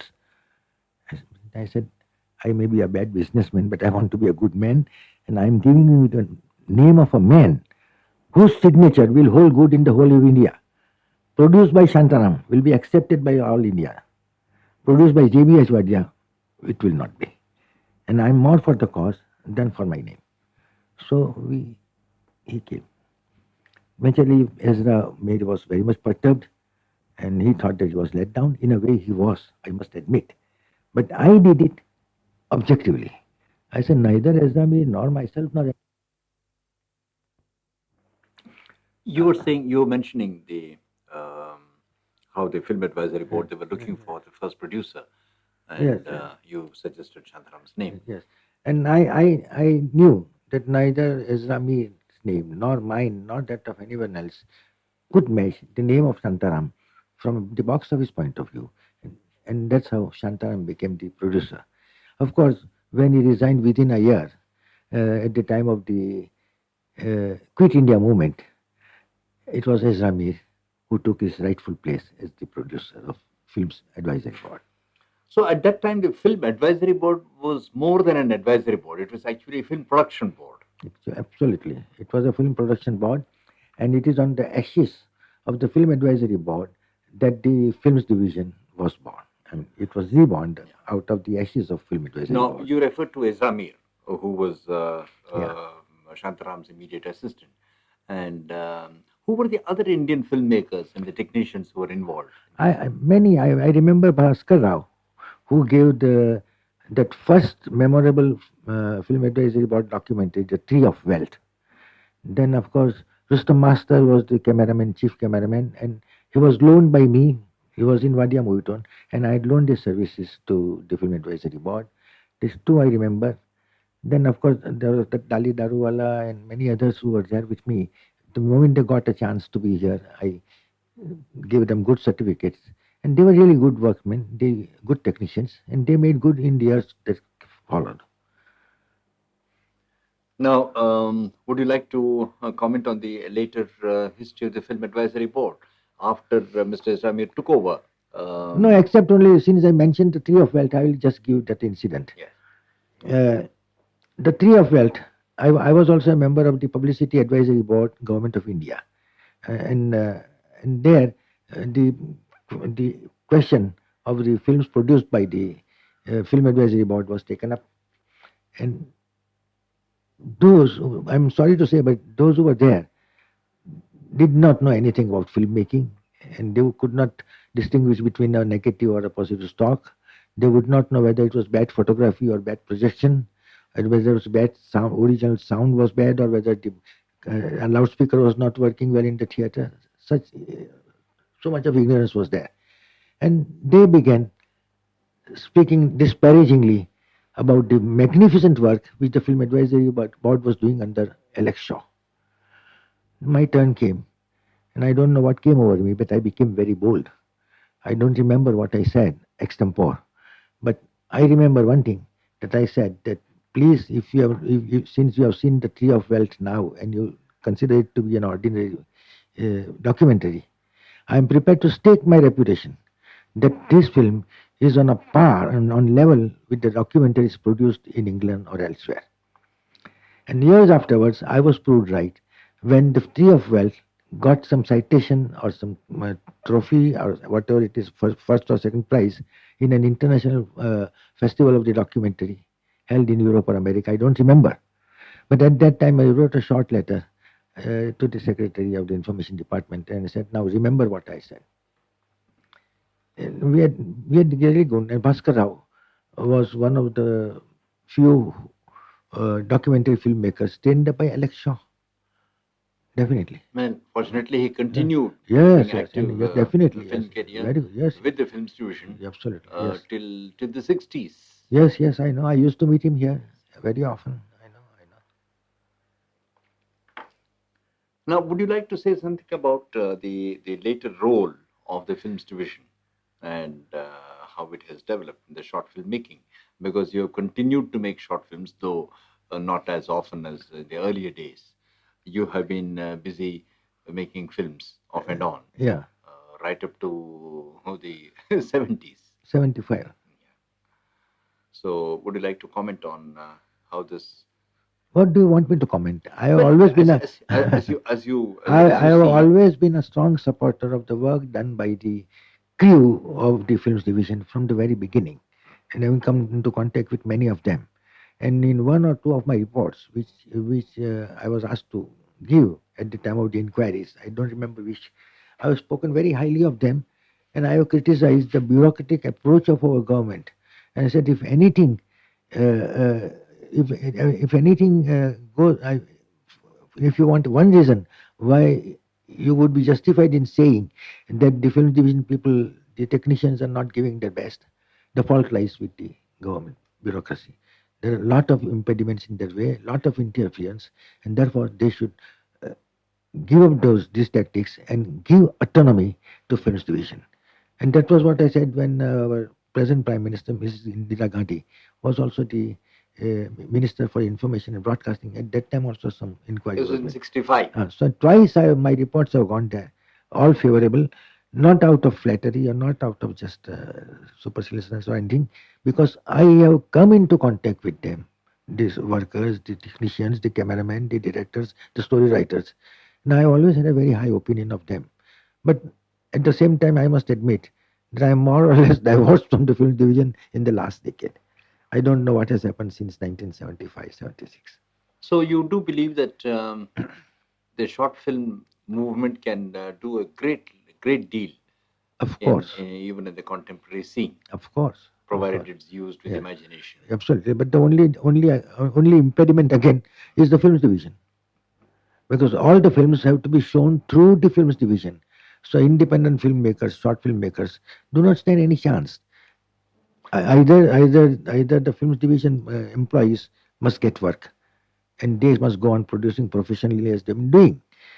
If the outsiders come, then the theaters are not willing to show more than one documentary at a time or a No, short but film at a time. if they take courage from your experiments, But in those days, usually the films division was not there. no, no, The but monopoly. even with the films division, the with the film advisory board as at present constituted, even though they have to show approved film, anybody who wants to show a censored film, a short film, along with a feature film as a part of the deal, nobody can prevent them, and nobody need prevent them. And so I can theoretically 500 films can be made and shown outside the films division. It will be only the effort of an individual filmmaker. Yes. It cannot be an organized movement. The No, I short, mean, what I'm saying is that there are 750 odd films being made in the country, and out of 750 feature films, even if 300 or 400 feature films carry independent short films made with them under their banner or by other independents for them, and when they are tagged onto these films, it can open up a tremendous. but it's not possible. You see, let us be practical. Let us be realistic about it, Murthy. 2,000 feet of the government-sponsored reels will be there, either newsreel or the documentary. Then 13,000 feet minimum of the feature film, sometimes 14, sometimes 15. Now, where is the time for a short film to be shown unless the filmmaker, as you said in the case of someone else, that unless the filmmaker is content to make a film of 11,000 feet. No, that's what I'm saying. And Provided they have the courage to do that and follow your example, they can combine the two, their short film and their feature film, and finish it within 12,000 or 13,000. I don't know, perhaps if you forgive me for saying it, easier said than done. There will be many obstacles in the way of a filmmaker to do that. I see, first of all, he must be a dedicated short filmmaker, along with a feature filmmaker, and he must believe in what he's doing. There will be very few who will be ready to do it with the financial handicaps which are all well known to us. Now, which brings me to the next question about the financial position and the financial situation in the so-called film industry, because as you know, it is still not been recognized as an industry. Not by the government. And nor by the banks, because No, not by the business yeah, people. not by the business people, because it's still it's got a very high degree of speculation, Yeah. and it The doesn't. stigma is there. Yeah, and it still, apart from the stigma, even it does not even fulfill the economic criteria of any organized industry. Right, that's true. So how do you see this? I would rather not speak on this subject because I am a filmmaker myself.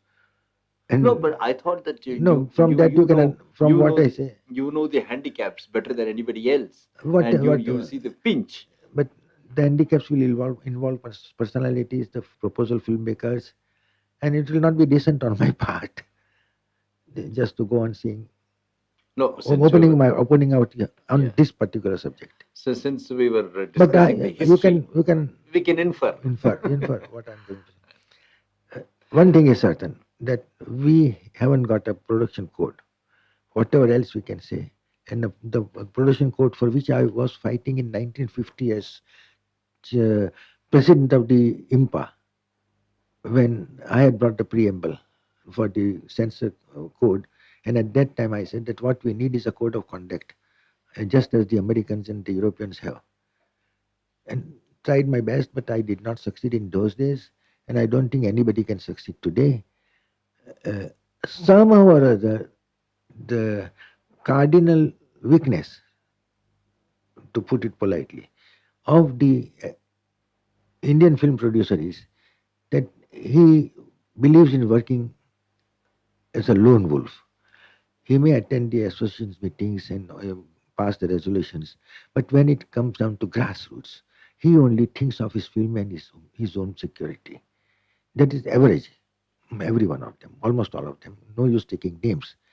But unless we have got a majority of filmmakers who have an enlightened point of view, enlightened self-interest, as I always maintain, if that approach is there, then a code of conduct is possible, then discipline is possible, then it is possible also to take to task not only the artists or the technicians who go wrong, but even the producers who go wrong.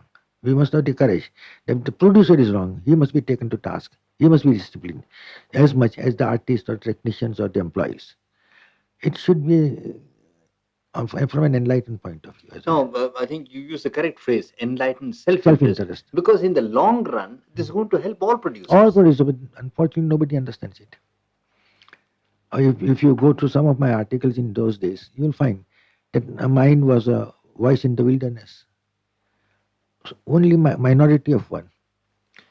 Now, one aspect we have not elaborated, though you have referred to it, the present films. As again that, let me correct myself. I was referring to Bombay, not to Madras. Madras film industry has always been organized. In the earlier days, much more organized than even today. Today, because of regional languages, there are differences among themselves also. But otherwise, even at that time, there was a wonderful unity of purpose and action among the Madrasi film producers, South Indian film producers. They stood by one another. Here it was not so. No, I was referring to one aspect which we have not elaborated, Yeah. and perhaps you would like to elaborate on this, about the purpose of the present day entertainment film. There is a very interesting analogy that I see, the way some of these films provide escape from reality to the present viewer, to the audience, because the present reality is, all of us agree, is not a very pleasant one, and one would like to escape. Now, a similar thing happened in USA after the Great Depression, American Depression, Yes. in the 30s. Yeah. That was the period when the great musicals suddenly They flowered. stopped up. Yes. And that was the period when people were rummaging through garbage tins for food and so on. Right. And when economic depression of unprecedented limits had ravaged Was the it economy of was the it USA. 29? No, 28. Well, 29 was the depression, but then these films came about that time. About that time. And that was the period when the whole movement for the great musical operas, the great musical comedies, flowered in the States. Yeah. So do you see any connection between these two? It's a perennial connection, depression or no depression. The average man has lost security in life. He has got his own worries, and he wants to escape from there. Whether there is a general depression or not, there is some sort of depression in him. It may be due to his financial position. He may be a bit bread earner and not enough money. He may have a family and not a home, not a flat where he could stay. He may have other expenses. He falls ill. There is no security, and therefore, the escapist film offers a psychological relief to the common man who wants to forget his worries for the time being. That is why he does not even care as to whether an escapist film is a coherent one or not. A song comes, a very pleasant song, he likes it, he doesn't care whether it comes in the proper place or not. A dance comes, a dramatic scene comes, violence comes, whatever comes, he gets enjoyment out of it, means he forgets his daily worries. From that point of view, the commercial film has been rendering very good service, human service, to keep people happy. Of course, it doesn't mean that the standard of film should not improve, because You can also be happy with better films which are made in a better way. Not merely say so, not merely an escapist picture, uh, uh, a good commercial picture with a social theme. Leave aside the offbeat films like Earth Satya, Earth and Chakra and others. Leave them aside. But even a commercial film which has a purpose behind it can entertain. The entertainment always be mixed up with the story content. I would rather have it, but since it is not there in every case, and since the common man, the man in the street, has to entertain himself somehow or other, and since the medium of the film is the has the strongest pull, with television or medium, the film, commercial film or video, you see, so we should not grudge whatever little happiness they get out of forgetting themselves. It doesn't mean that we should not elevate their outlook on life. That's why in the preamble which I had given at the time of the new censor code, when Morarji Desai wanted it, when I was the IMPA president, I said films should have entertainment and enlightenment. Both the factors should be there. If there is enlightenment, it can be entertaining also. And sometimes the offbeat films also succeed because they entertain. Maybe they're specialized audience, but they are also entertained. Those who are fond of documentaries will go and see documentaries, and when they are not entertained, they will say, "This is pedestrian. I don't want to see it." And when he likes it, he says, "It's very fine documentary." Means he is entertained. So entertainment is the be all and the end all. The grades may be different grades of entertainment.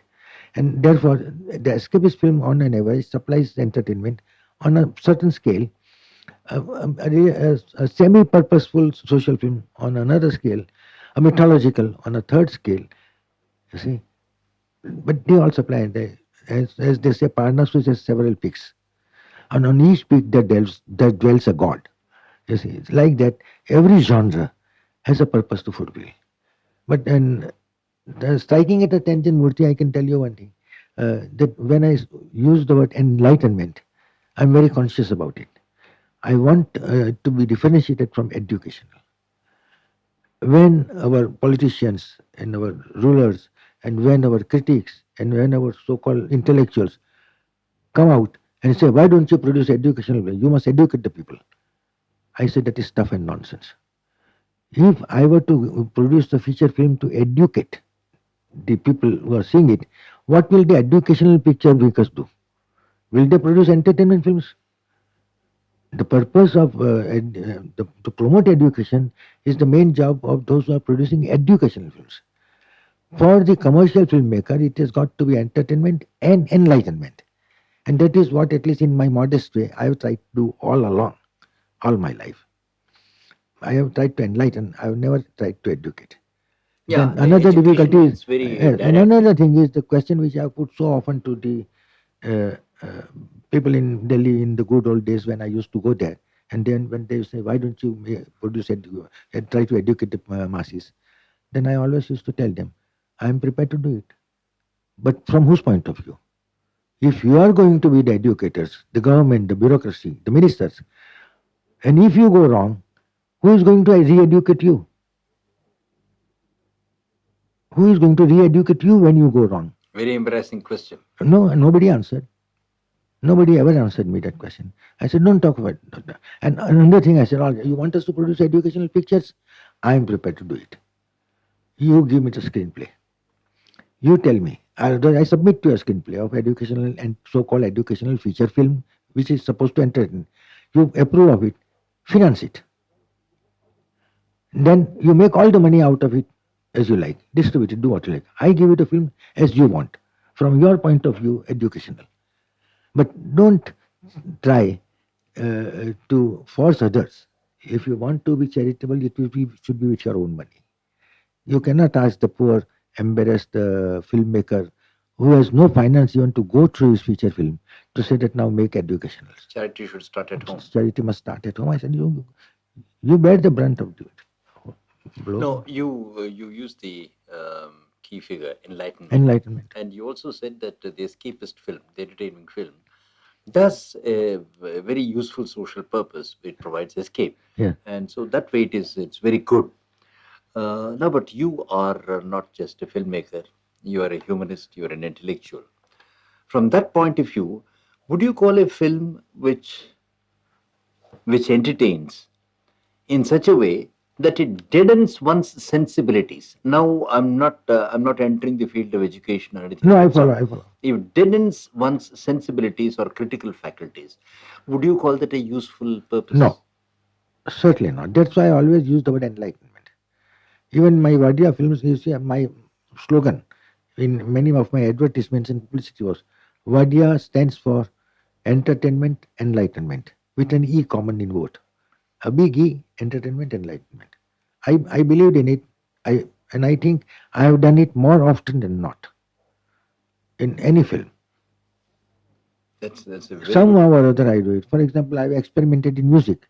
I produce a fantasy like Amar Raj, a very well-known story of Gujarat, Lankani Ladi and Goganovar. Everybody knows it. But I made a film in which I experimented. And I gave a musical number, which was for the first time so presented on the Indian screen, in which there is a competition between a classical singer and a classical dancer. You see, it is enlightenment, and it was running at that time. It ran in the Western cinema, the old Western cinema, where you have the NAS. And I knew that for 6 weeks, many persons only came to see that number and go away. They said this is something wonderful because it was enlightening. I mean, it was an experiment, a sort of a hint to the scholars of classical music and classical dance to evolve what their very art. interesting. Very interesting. So like that I've done it. In most of my stunt films, during those days, the struggle. As I think I've already said, I should not repeat. It was my stories were woven around the struggle for freedom, illiteracy campaign, anti-fascism, uh, physical culture, emancipation of women. They all came in my stunt films, all these things, but never intruded. They formed a part of the story. Okay. Cut. Let's see. Bas.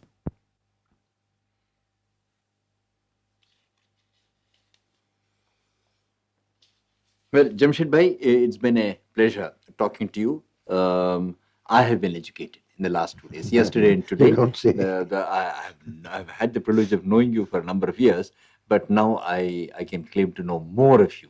And perhaps before I wind up, you have got so many firsts to your credit because you have done all sorts of things. Whenever I think as if it's a novel idea, you say, well, I did it about 25 years ago. And one feels foolish. So I think if you could first give us the number of things that you have done where you were doing pioneering efforts, then I'll finish up. It's very embarrassing. I wish somebody else would do it because if I were to dilate on this subject, it will be like blowing my own trumpets. No, it's not a No. word. It's just recording Indian, So by the way of history of record, Indian cinema. by way of record, I can cite a few examples. The first 100% railroad film was made by me, Tufan Mill, about which I have spoken, as a silent film, completely shot on location, and it was for the first time it came. That was one. Then I skip over and come to my talkie Lalayaman, about which also I have said. Okay, it was a film in which I experimented and gave classical and semi-classical music, and so fortunately for me, the people accepted it. So that was also for the first time which was done. Then comes my great achievement, Hunter Wali, about which I have spoken, and it started a cycle of films, stunt films, very much derided by the intellectuals and by the social film producers. But anyway, the idea caught on, and Hunter Wali was accepted as the model on which many Walis came. Cycle Wali, Motor Wali, Chabuk Wali, others. But none came up to the standard of our diamond thrillers in which Fearless Nadia came. So only one example. Then I may come to something which is really more important than what I have said up till now, whatever I have said about first. In 1936-37, I made the first film without a single song called Naujawan. At a time when the average film had nothing less than 10 to 12 songs, and many of them had 20, and one or two of them had 70. A film called Indra Sabha had 70 songs opera. And at that time, I was fond of music, I was fond of songs, but even then I dared to give that film called Naujawan. The action of which, naturally, was circumscribed to 24 hours, something more on the lines of the Greek unity of time, place, and action, loosely speaking. Unfortunately, it did not do well because there was not a single song in it. And when the picture was released in Delhi, the audiences became rowdy. They threw stones on the screen, destroyed the furniture, and said, "Wadia ne loot liya humko." So the picture had to be drawn. When it was withdrawn, I didn't know what to do because it would have been a very big loss. Fortunately, uh, uh, uh, uh, some very good ideas struck me, and I made a new trailer. And in the trailer, I made it very plain and told my audiences that this is the first time that you are going to see a film from the Wadias, which has not a single song. But don't think that because there is no song, it's a bad film. We invite you to see it, you will find it as thrilling as Antarwali or others. That did the trick, and the picture was released. But on the whole, the audiences were averse. They wanted the songs, I mean music, and it was not that. But that was at least the first film to made without a single song. That was mine. Then in 42, when this Hindu-Muslim tension was at its height, I was asked to make a documentary on Hindu-Muslim unity subject. Instead of that, I ran away with my pen and I wrote the subject, which turned out to be a feature film called Ekta. Now, I wanted to do it first in Hindi, but then tried to find out where the problem was most acute in the Muslim, and I found that it was the worst features of the communal disharmony were in Sindh, Karachi, and others. So I took it out in Sindhi. The first film to be taken out in Sindhi. Of course, it was again a non-profit taking venture, so I didn't worry. Yes, so I didn't worry about it. And it was released as a place in history, but it didn't do well. Even in Karachi, it ran fairly well, and there was no Sindhis elsewhere in India, so we never had any opening in other places. But that was one or two. And then, of course, you know the court dancer, the first English picture with Sadhana Bose and Prithviraj and Jal Kambata, 41.